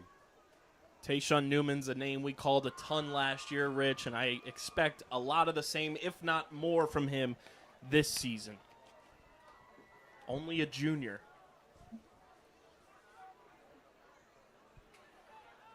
As Lee takes the snap, he hands this one off to the freshman running back, Tank Williams. Tyrell Tank Powell with the open field tackle. Some tank-on-tank crime right there. Thank you very much. It'll be 3rd and 5. Big third down here for the Fighting Clan defense. Let's see if they can come up with a stop as Lee hands this one off. Well, Oakcrest has the lead. It's going to be 4th and 3. Figure they'll kick it away here as the player's down. And it's like another Vineland player. It's Julio Garcia.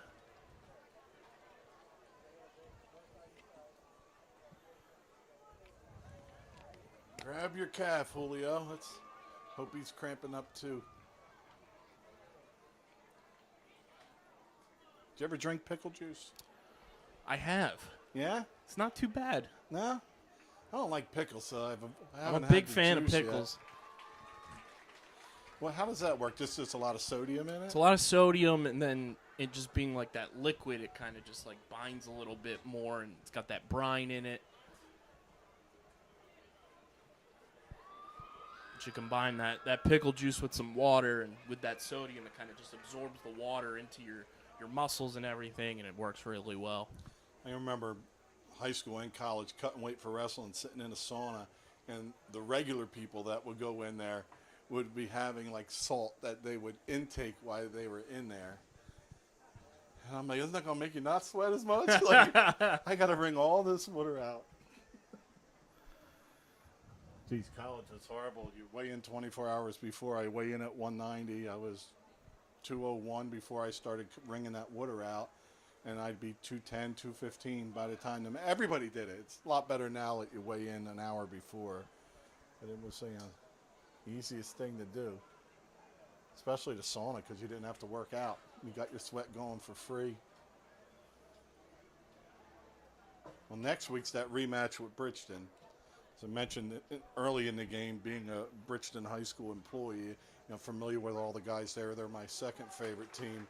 But that was a game Vineland didn't really show well last year, and it's going to be good to get them back on the schedule, and have a little bit more of a productive game. That was the crazy game where half the players from Bridgeton were in the locker room because they didn't have all their pads. At one point, they had 12 players out. I got in a little bit of trouble back at school for mentioning that by Coach Lane and all. So we're at 4:53, 7-6. It was a punt attempt that got stymied by Vineland, fumbled and picked up and brought in. That's the only scoring for the Falcons. Vineland on the pass from Russo to Powell. Vineland's moved it a little better as they get set to return this one. A little bit of a low snap, but Oakcrest gets this one away. Maybe their best punt of the game so far, as this one takes a favorable Falcon roll inside the 20-yard line. So with 4:32 remaining here in the third quarter, Vineland's offense will take the field. looking to take the lead for the first time in this matchup. Back-to-back punts down at the 15, if I'm not mistaken. Always like when we had that real smart upperclassman that would hang out and wait for them to touch it but not controlling down it and then grab it. Because that's like a free run. If you fumble, you get it back where they touched it. But it's a freebie for you. As that time they tapped it and circled it. Let's see now. It is getting more and more humid. We've got the door open and the windows. I feel like I'm in a sauna. Only imagine what they're going through down there. So that's where these big guys up front for Oakcrest really got to pull it together. So we'll see how Vineland's offense responds with arguably their worst starting field position of this game. Let's see how they can overcome some adversity and move this ball down the field. Seems like Russo's had a little more room, keeping it himself up the middle. About 4 or 5 when he does. This one's taking a little bit of time to get started. We can see the back judge get counting, but looks like Vineland will be able to get this off. So Russo's in shotgun with Prince Bordy beside him. He moves a man in motion. He fires it to the motion man. Completed pass to number 5, Israel Schwed, who was involved with the offense a little bit towards the end of last season. Makes his first catch of 2022. Well, well-designed play, but just great defense. You know, Schwed does all he can to make the first guy miss, but great containment and good discipline by the Falcons. With 4 minutes to go here in the third, Vineland behind the sticks at 2nd and 13. Russo in shotgun. He hands this one off to Bordy, who fires his way up the middle. Not a ton there, but Bordy finished that run really well.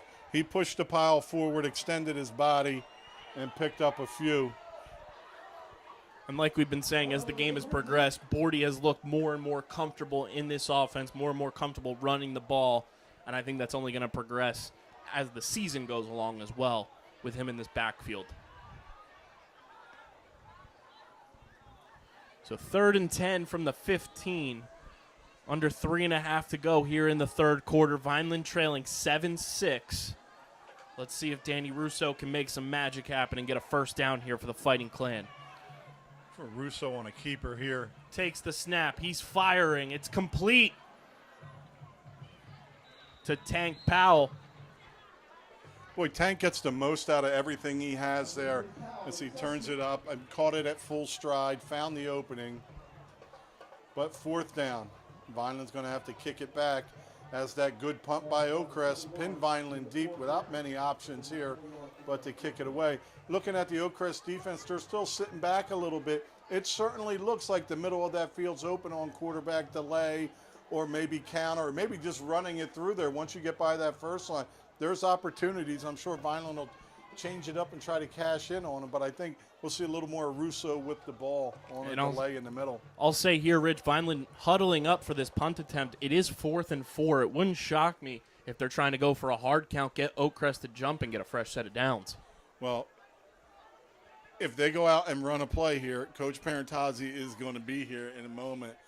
That nothing would make him as livid. Vineland set the punt, but see if they do try to pull him off. That's a great call, Kyle. Under 2 minutes to go here. Greif back, receives the punt, gets it away. Another favorable Vineland bounce as Oakcrest is going to return this one up a little bit past the 50-yard line.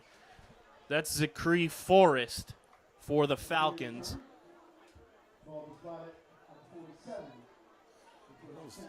A little bit of pressure there. Had to alter where he's going to kick it, but Greif again does a nice job with that. So Oakcrest has some of their better field position as they start in Vineland territory. And just that quick, we're down to 1:44 to go in the third quarter. It was Vineland on the touchdown to Powell, electing to go for 2. And a great job by the inside backer separating the Vineland player from the football as they try to hit it right over the middle. And it doesn't look, Rich, like we'll see Charles Burt the rest of this game as he's down on the sideline with crutches in hand. So hopefully everything's okay with him and it's kind of just a temporary injury, keeping him more safe than sorry on the sidelines. As Oakcrest hands this one off, actually Lee keeps it.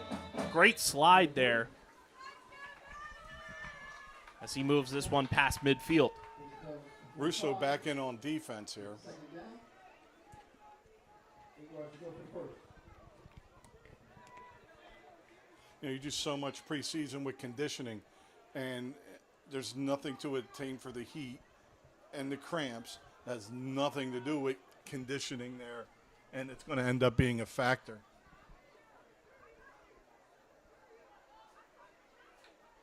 Lee takes the snap. He hands this one off. Vineland's defense gobbles up the running back, though. We almost had him in the backfield that time, but they pick up 2 each time.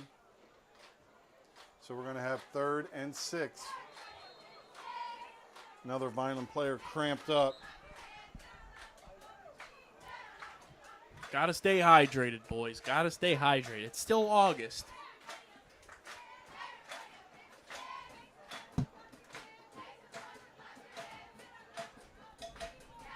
See the Varsity bagel sign down there. You want some sodium, that salt bagel on a turkey and cheese or on a pizza bagel is a thing from heaven. I usually just grab a salt bagel and just eat it in the car. I just love them.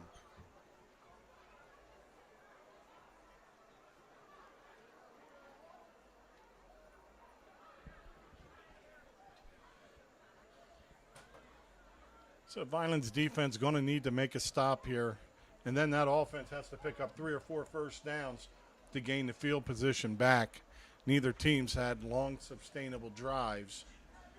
So this field position is still tilted in the Falcons' favor while they hold that one run. I'm thinking Phil's 1 point lead. But shout out to Bryce Harper. He is back and just drove in 2 runs for the Fightin' Phils. Awesome. We're in a playoff hunt, ladies and gents. I was like, why we wait until Monday? Why we wait until Monday? It was so nice. Makes that lineup so different. So here's the 3rd down for the Falcons. 2 backs this time. Lee takes the snap. He's firing deep. Man all by himself. That is Zachary Forrest, who makes the big-time catch for the Falcons on 3rd down to move the sticks into the red zone for Oakcrest. We're just wide open down there. Ball is at the 14.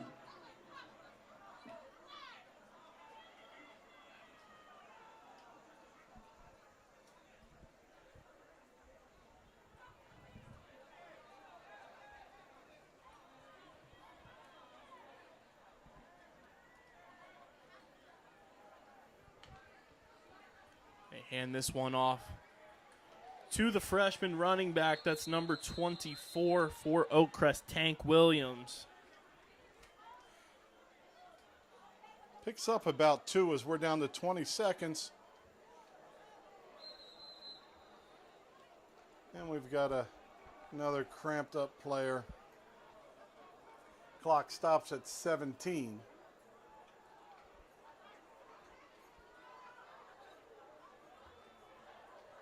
Looks like the ball's on the Vineland 14, so no gain.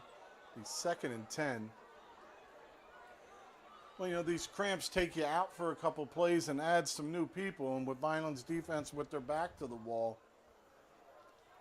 see if Vineland sends a little pressure here. And while we wait, too, a lot of new faces on this Vineland football team, so I'm sure we have some new members of our audience as well. I do want to plug the Dan Russo Show, which is our exclusive coaches show at Underground Sports Philadelphia in partnership with the Red and Gray Gridiron Group.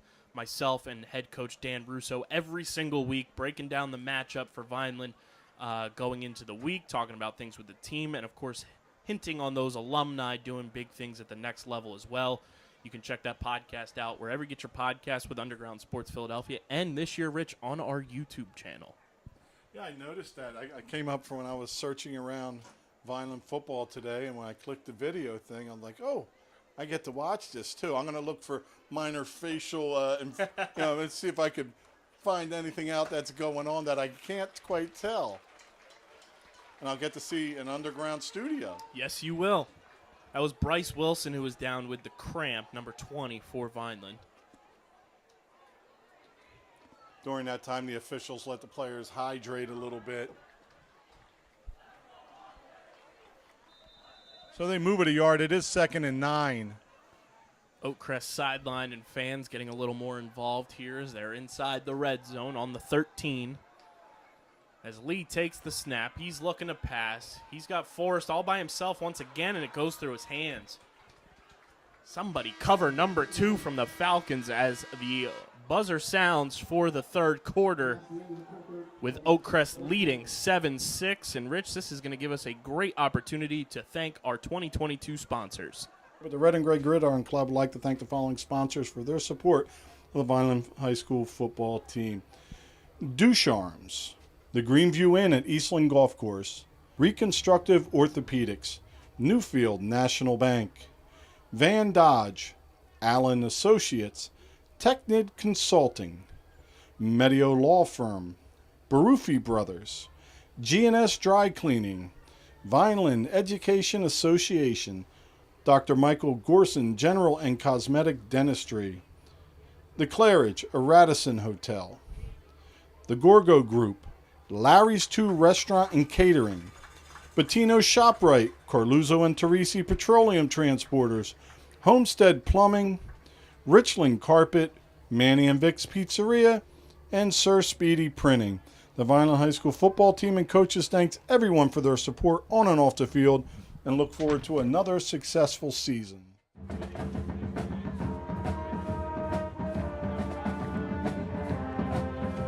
Welcome back, ladies and gents. We are getting ready for fourth quarter action here at Gittone Stadium.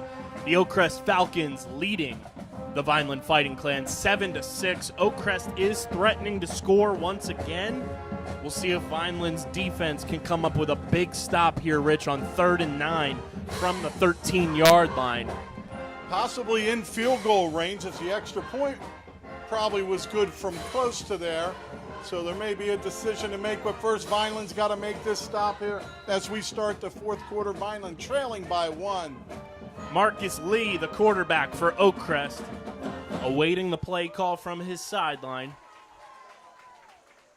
He takes the snap. He's going to run around the outside, flicks it to his running back. That's number 24, Tank Williams, the freshman for the Falcons. Yeah, great pursuit by the rest of the inside of the Vineland defense. Had James Hitchens Jr. out there on defense as well. Be a 26-yard field goal from there. 4th and 5 now for Oakcrest at the 9-yard line.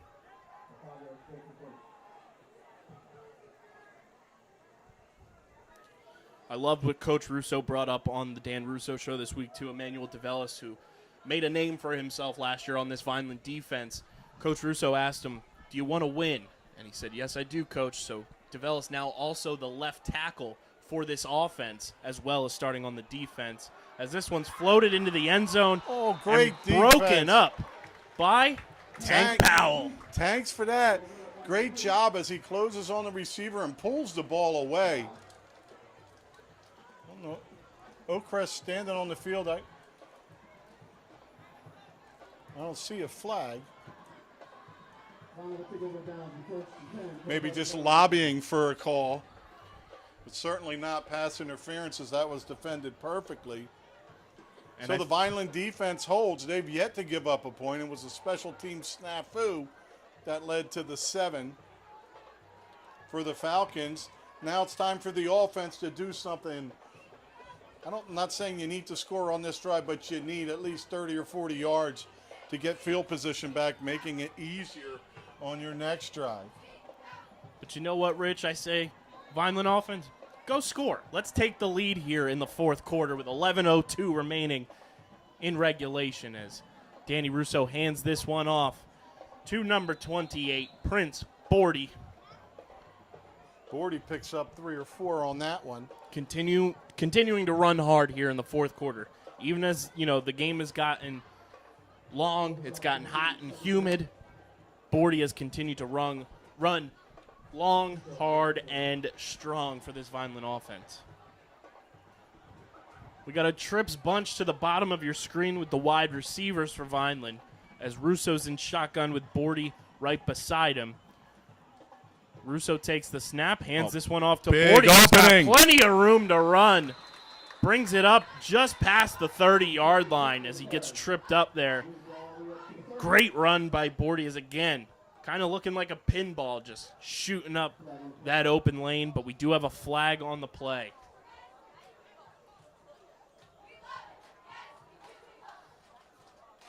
It's like possibly a hold, as there's a big hole for him to run through, but And by the looks of it here on our screen, up in the booth, they're going to call that one on number 52, Xavion Chandler, as he was shaking his head talking to the referee. so all that nets us a 2nd and 12. Vineland at their own 8-yard line. 10:20 to go in this ball game. Fighting Clan trailing by 1.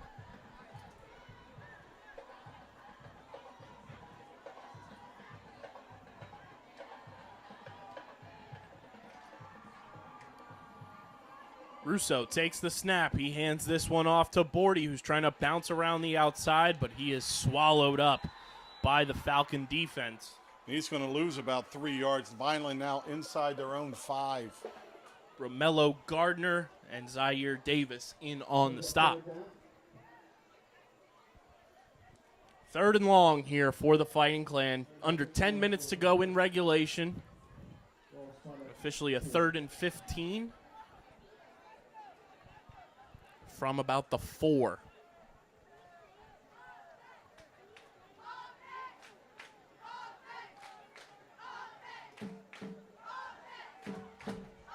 Russo gets to play from the sideline.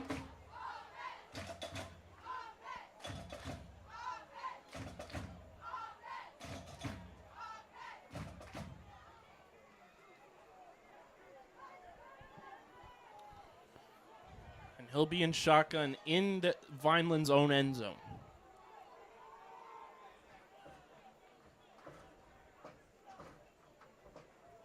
Russo takes the snap. He's going to carry it himself just to give himself a little bit of breathing room for his punter. Yeah, safe play there. Set up the punt. Normal depth now. But punting out of the end zone. Great field position on the way for the Falcons. But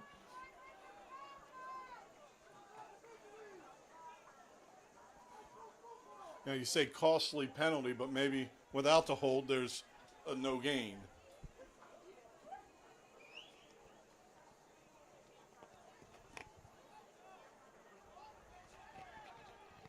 I can hear from the sideline, stay off the kicker, so Oakcrest going to be happy to get the ball back. Don't look for big pressure on this one as they're set up in great position. All the way back at Vineland 45 is their return man. As Greif set to get this one. Good snap. Greif gets this one away, and even from his own end zone, gets it to about the 40, 41-yard line. Great punt again by Greif. 7:45 to go. Time for Vineland's defense to make a stop here. If they can hold them without a first down, they will have gotten half of that field position back.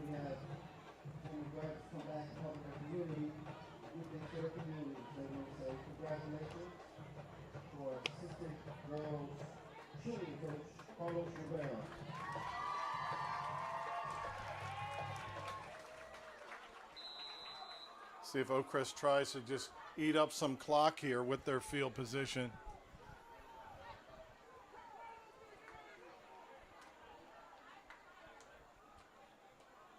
$7:45 remaining in regulation. Lee hands this one off to the running back. It's number 14 for Oakcrest, Samuel Mensah. Clark comes up and trips him up, but that's a big gain on first down of 8 yards.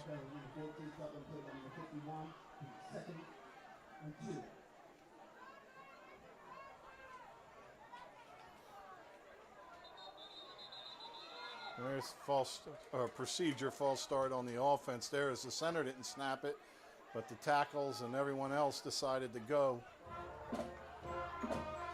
So that takes a little back from that big run.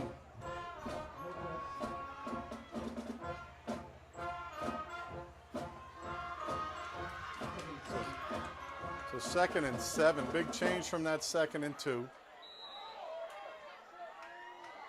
Oakcrest did that a lot in the first half. It's first time in the second half.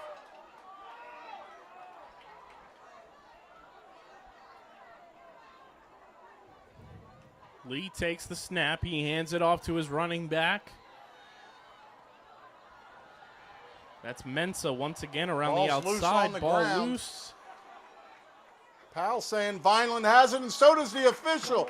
The ball knocked out. Vineland's defense comes up with a big turnover on the far side, and they're going to start with it at their own 28 with 6:54 to go. We talked about them carrying that ball out a little loose. It was a nifty run after the catch as Powell turns it in, and he's still able to stay on his feet, but too much. That, ladies and gentlemen, is what we call a shift in momentum. And you got to do something with it, and then you can build momentum. 6:54 remaining in regulation. Vineland trailing 7-6. They have the ball on offense at the 24-yard line. 1st and 10. Danny Russo, what do you got up your sleeve, my man? He takes the snap. He hands it off. That is Prince Bordy. Bordy, the lone running back tonight, back there with him. He's got a lot of carries. Haven't seen him slow down. I've seen him get a little better as he gets almost 4 on that one. As you mentioned earlier, getting more comfortable. He's also finishing now that he's got his feet under him. He's finishing his runs much better. See a pile moving forward. As it's now 2nd and 5 for the Fighting Clan at the 28-yard line here in the 4th quarter. Just over 6 minutes remaining in regulation. Trips bunch down at the bottom of your screen.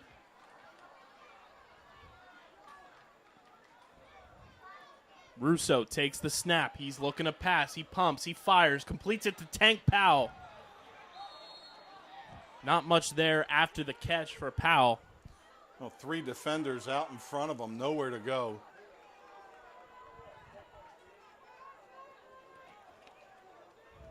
Russo, however, did have a long time to get rid of that. The line did a great job holding up and giving him a clean pocket to pass out of. Going to bring up 3rd down now for Vineland. Under 5.5 to go. See if they go back to that jet. That worked twice. I think they're averaging about 12 yards a pop on that. Trips bunch once again at the bottom of your screen. Bordy to the side of Russo in shotgun. Russo takes the snap. He's looking to pass. He's firing a laser. Incomplete, intended for number 7, Xavion Diaz. Just a little bit ahead of Diaz as he could have had him in stride.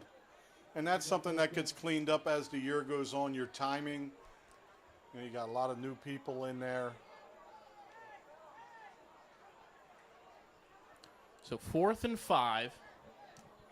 Russo's trotting back out there, and it looks like Vineland's offense may try to stay out on the field, maybe get a hard count off, get Oakcrest to jump like they've done a number of times tonight, or they have a play in their back pocket that they're ready to fire off here to extend this drive. An offsides would be really close to a 1st down. I think it may be a little short. Let's see what happens here. Oakcrest backs off. Russo in shotgun. Takes the snap, looking to fire. And it's off the hands of Prince Bordy and off the hands of about 3 Oakcrest defenders. Very fortunate that that ball was not intercepted. Yeah, a couple players had a chance, and Micah Whitehead touched that ball last off his fingertips. so 5:02 to go. Vineland's defense back out there, trying to get it back for the offense one last time. Let's come up with another turnover, boys. Let's force some action and get this ball back for the offense.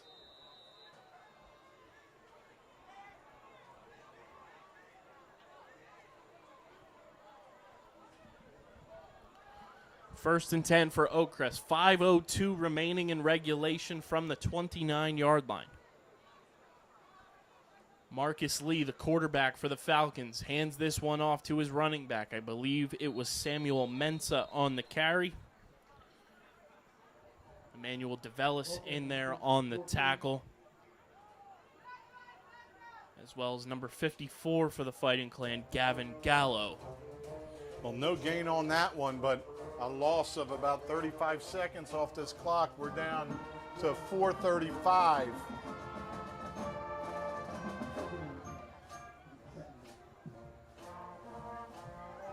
Under 4.5 to go now. Clock running. 2nd and 10. Oakcrest with a 7-6 lead. Lee takes this one, hands it off. And Mensah is swallowed up by Dan Russo. By Russo. The 4 backers pressed the line hard there. Knock them back for about 3. It's 3rd and 13. 4 minutes and 5 seconds and running. 3rd and long now for Oakcrest. They're going to mark it 3rd and 12 from the 33-yard line.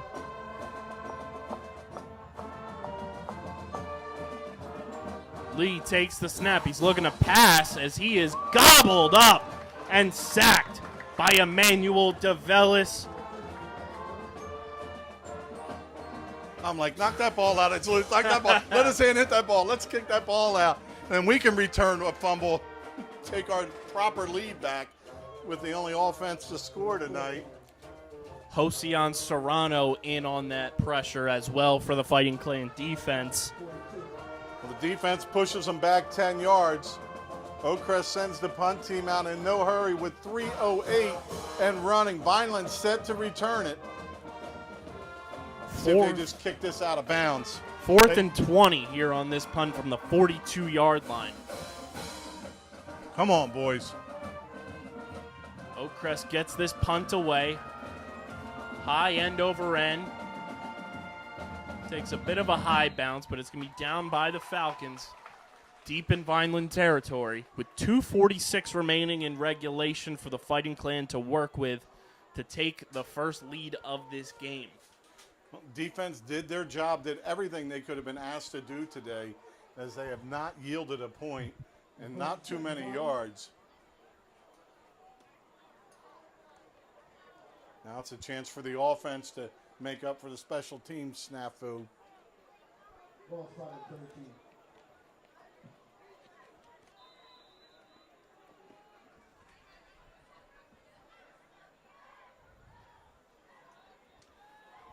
First and 10 for Vineland. Oakcrest in press coverage, not that deep safety yet.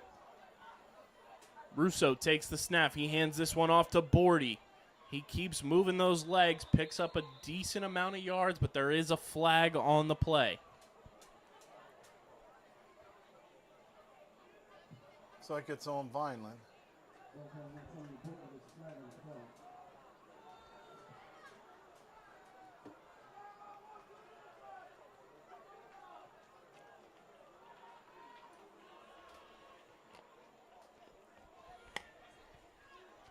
Spread them out.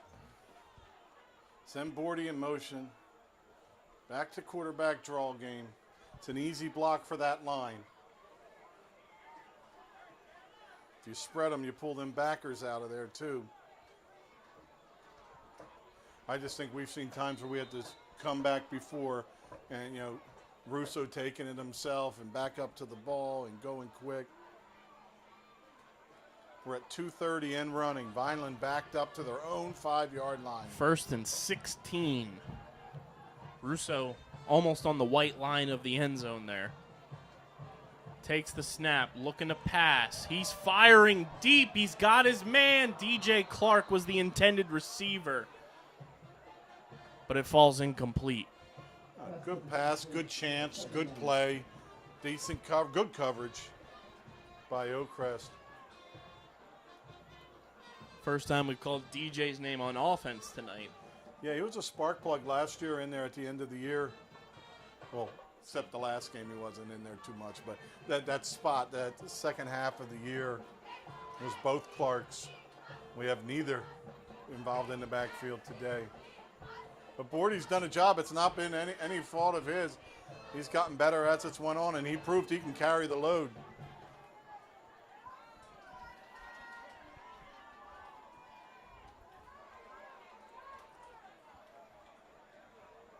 Russo takes the snap. He's looking to pass once again. He's firing deep to the opposite side. Intended for James Hitchens Jr.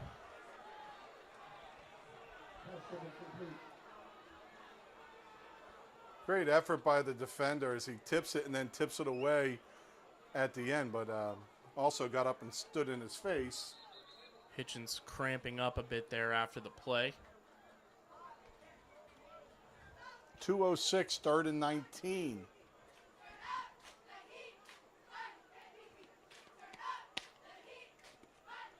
Turn up the heat. Oh, a little AC.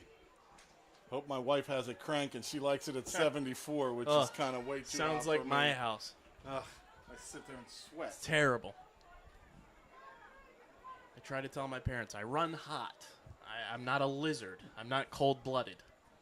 They appreciate us in the winter, don't they? So the defense in Coach Hendrick's debut has pitched a shutout and played extremely well. Much like any first game of the year, both offenses struggling a little bit to have some consistency in what they're doing. Especially in the passing game. We've had a couple big pass plays here and there, but mostly been a big-time ground game from both sides. You know, and these cramps hurt on third. You may have two downs left to try to pull this out, and you have your big receiver out. Oddly enough, he hasn't been too involved in the offense tonight. It has been the Tank Powell experience tonight. Well, I've noticed that they've kept him on one side and threw their trips out on the other side, and that's why that safety's not all the way over. You know, they're getting an advantage off it, kind of like when we talk about a defensive lineman getting double teamed, helps everybody else. But they've manned up with another body just like his. And Hitchens has been covered all night by Aldrich Doe, who we've talked about a ton. Same height, same weight almost, so it's an even matchup. Doe with 4 D1 offers waiting on him now. As Russo looking to make some magic happen here on 3rd and 19 for the Fighting Clan. He takes the snap. He's looking to pass. He's scrambling, trying to find space to run, making some room for himself around the outside, but he's dragged down by the Falcons defender. That's number 4 for Oakcrest, Tawheed Hill. So it's going to make it 4th and 10. We have 1:45 and running. Vineland needs to get 10 on this play or a penalty.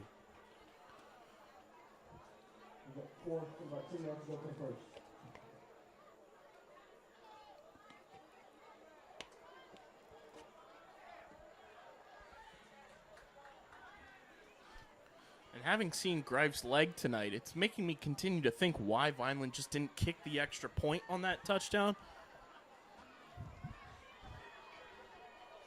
Especially a play going into the middle.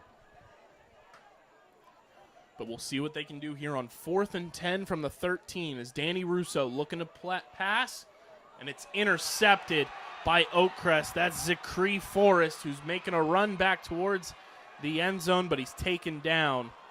Emmanuel DeVellis and James Hitchens Jr. in on the tackle. And that's 57 seconds to go. Another Vineland player down. But Oakcrest seemingly has sealed it up as they have the ball at the Vineland 6. Just need to hand it off a couple times.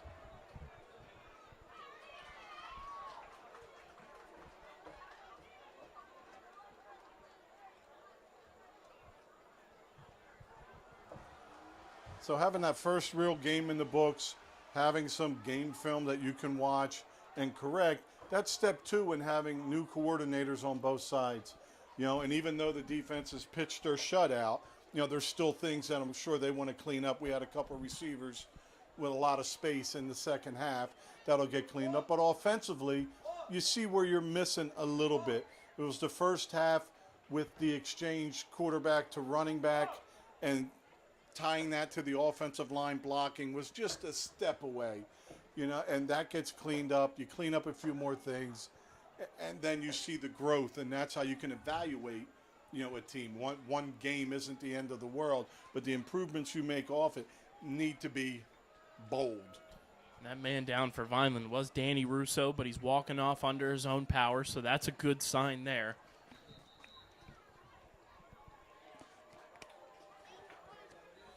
Sure, Coach Forrest on the other side is yelling, 2 hands on the ball, 2 hands on the ball, 2 hands on the ball, 2 hands on the ball.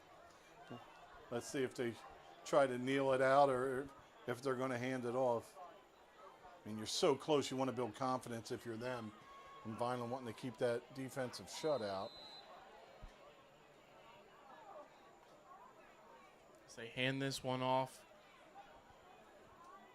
Ball's loose, and it's picked up! Xavion Diaz does it again. So Vineland not done yet. Boy, he almost got it back up and started running with it. 50 seconds to go, and just like we talked about the way Oakcrest carries that ball, but that one was in pretty tight and ripped out by the defense, giving their offense another chance. Let's see if Russo's able to get back on the field, as he was the player down for that last play. He's strapping up the pads and looks like he's ready to rock and roll with 50.5 seconds remaining on the official game clock here in regulation. 1st and 10 from the 9-yard line. Vineland has to go 91 yards, Rich. You can't get a 91-yard rush without starting from there. So we got that now. But it almost looked like he was going to scoop it and run. It was so close, and he has the speed. But more opportunities for Vineland, long way to go. So that's why these passes are trying to hit somebody in stride on a seam, because you got to get it all the way down the field. Vineland trying to hit somebody with some speed in space. Russo's in shotgun. Vineland's got 5 wide. But we've got a timeout from Oakcrest. Good move by Oakcrest. See the set. Give your guys time to regroup. It's kind of like one of them. You don't call it right away. You let it almost go. Then you call it. Regroup your team. Let them understand what's going on. Don't intercept the ball. Play behind the receiver. Make a tackle.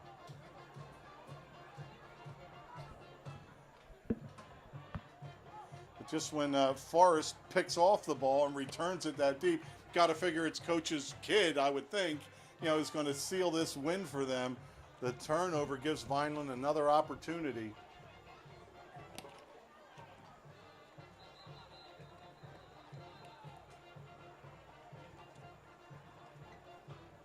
And you can't be resilient without this adversity.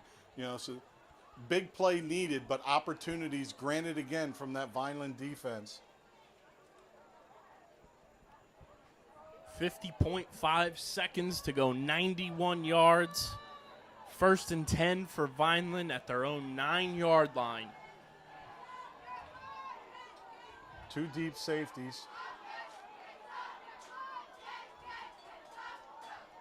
5 wide receivers for the Fighting Clan out wide for Dan Russo. Russo takes the snap. He's looking to pass. He's firing deep to the top of your screen. Intended for Tank Powell, but it falls incomplete. 44.7 remaining. Nice arm strength there as that ball got out there quite a way and beat Powell down the field.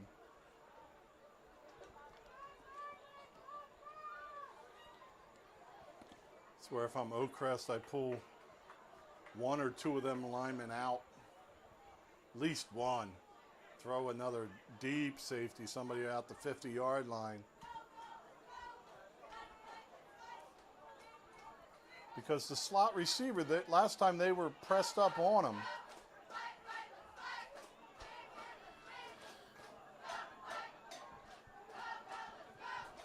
Russo in shotgun, 5 wide. Once again, he's looking to pass. He's scrambling, but he's taken down. That's number 5 for the Oakcrest Falcons. Timeout called by the Fighting Clan. Victor Irizarry makes the stop. Irizarry, one of Oakcrest's transfers from Pleasantville. Made a play in the first half also. Well, it didn't help today that we see Burt, the tight end, and linebacker on some crutches on the sideline.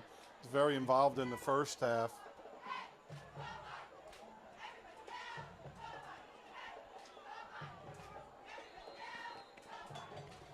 Third and 15 for Vineland from their own 5-yard line, 35 seconds remaining.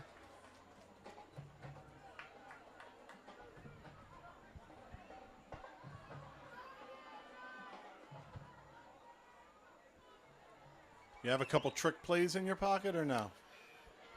This deep in your own territory, I don't know what this Vineland offense has up their sleeves. But Danny Russo in his own end zone. We'll see what he's got here on 3rd and 15 as he takes the snap, looking to pass. He fires. It's complete. That's Tank Powell.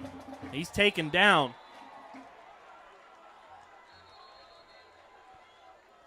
By Micah Whitehead. 25.2 seconds remaining on the official game clock with a timeout called. 4th and 8, Rich.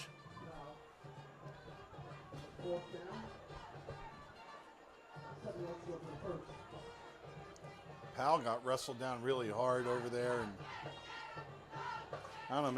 Maybe you get another chance. Oakcrest still pretty physical even after the tackle. It was almost like an Iverson walkover with a stomp there. Could have, not that it should have drawn a flag, but that is what, as Coach Forrest has to be yelling, don't say a word, stay away, because they messed this up. They had this in the bag. Now Vineland has it down to get 8 yards to keep hope alive. And what I like here, Vineland can extend this drive, get in range. We've got our man Colin Greif warming up the leg for a possible game-winning field goal. Yeah, it's not like they have to get in the end zone.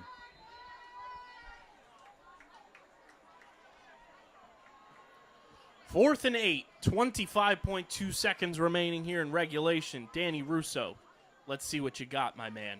Takes the snap. He's scrambling. He's in his own end zone. He's firing. And it's batted down, incomplete. And that's going to be a turnover on downs with 15.3 seconds remaining in regulation. You see that scramble, and your receivers got to keep moving. They have to adjust, either run with or a little bit opposite the quarterback. But right there on that roll, there's dead receivers sitting there in coverage. So Russo does a good thing and just gets rid of it on 4th down, trying to make something happen. So 15, as you said, 15-3 left on here. 1st and 10 for Oakcrest from their 12-yard line. Looks like now they're going to have Marcus Lee take it and drop to a knee. So he's got people all around him.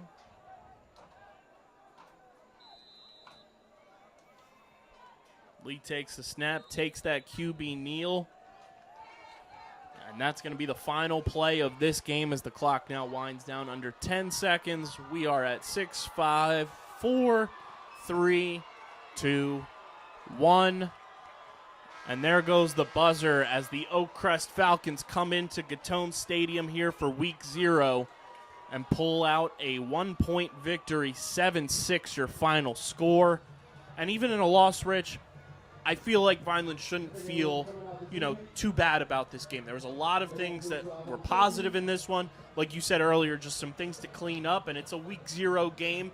That'll get cleaned up as the season goes on. But I liked what I saw for about 85% of this game from Vineland tonight. Yeah, and when you look at it, there's 3 phases. Offensively, we scored the only touchdown. Defensively, we shut them out. Special teams is where they beat us tonight. Special teams play that nets them 7 points by the time it's all over. The offense needed to get that second score. It wasn't able to. The defense, held twice inside the 20 in the 4th quarter. So love what I saw from the defense. Game 1, the offense moving forward should get cleaned up. We had a little bit more discipline than they did tonight, which is a good sign. Talked pregame about Coach Forrest, talking about his cultures there and ready. And one thing I didn't mention all game is for visitors that aren't named Millville, that was probably the biggest visiting crowd we've had here in a while. And for us on this side, nearly packed house, people ringing the field like we used to do in the olden days, and a really nice first game. You know, it's a shame we come out a point short, but, you know, this is a new team. We've had new coaches, new players in big positions, big players out tonight. And I think Vineland showed themselves well. You know, defense, you can't hang your head. Offense, hey, it wasn't a great game, but we got the only touchdown. And a nice cherry on top of this one is for the first time in 2 years, Rich, we had the midfield handshake rather than the midfield wave. Very nice to see that make a comeback here in 2022. But for Vineland, next week they'll be on the road at Bridgeton, a Cumberland County rivalry, looking to get some revenge from last year's game that was here at Gittone Stadium. Feels like first time in a long time Vineland's had 2 games before school starts. So they'll have, you know, this game under their belt, some film to go into that Bridgeton game on the road, first road matchup for this Vineland team. We'll see how they respond. Yeah, and the Bridgeton boys traveled well here as their big offensive tackle, Neve Morris and Pritchett out here, along with some other guys from the team watching to see what's going to go on. And it's always nice to have those county games. Mays Landing, not in the county, but an Old Cape team. Nice to get back involved with them after an 11-year break. But onward and upward, looking forward to next week. Big thank you to our sponsors for the 2022 season. And like we said, make sure you tune into the Dan Russo Show to kind of get that exclusive look inside the mind of Coach Dan Russo each and every week with myself and Coach. And Rich and I will be in Bridgeton next week as the Fighting Clan take on the Bridgeton Bulldogs in a Cumberland County rivalry. But your final score here from Gittone Stadium, Week 0, Oakcrest 7, Vineland 6. For my partner, Rich Scarpa, here in the booth, I'm Kyle Bennett. We are signing off here from Gittone Stadium. Have a wonderful weekend, ladies and gentlemen.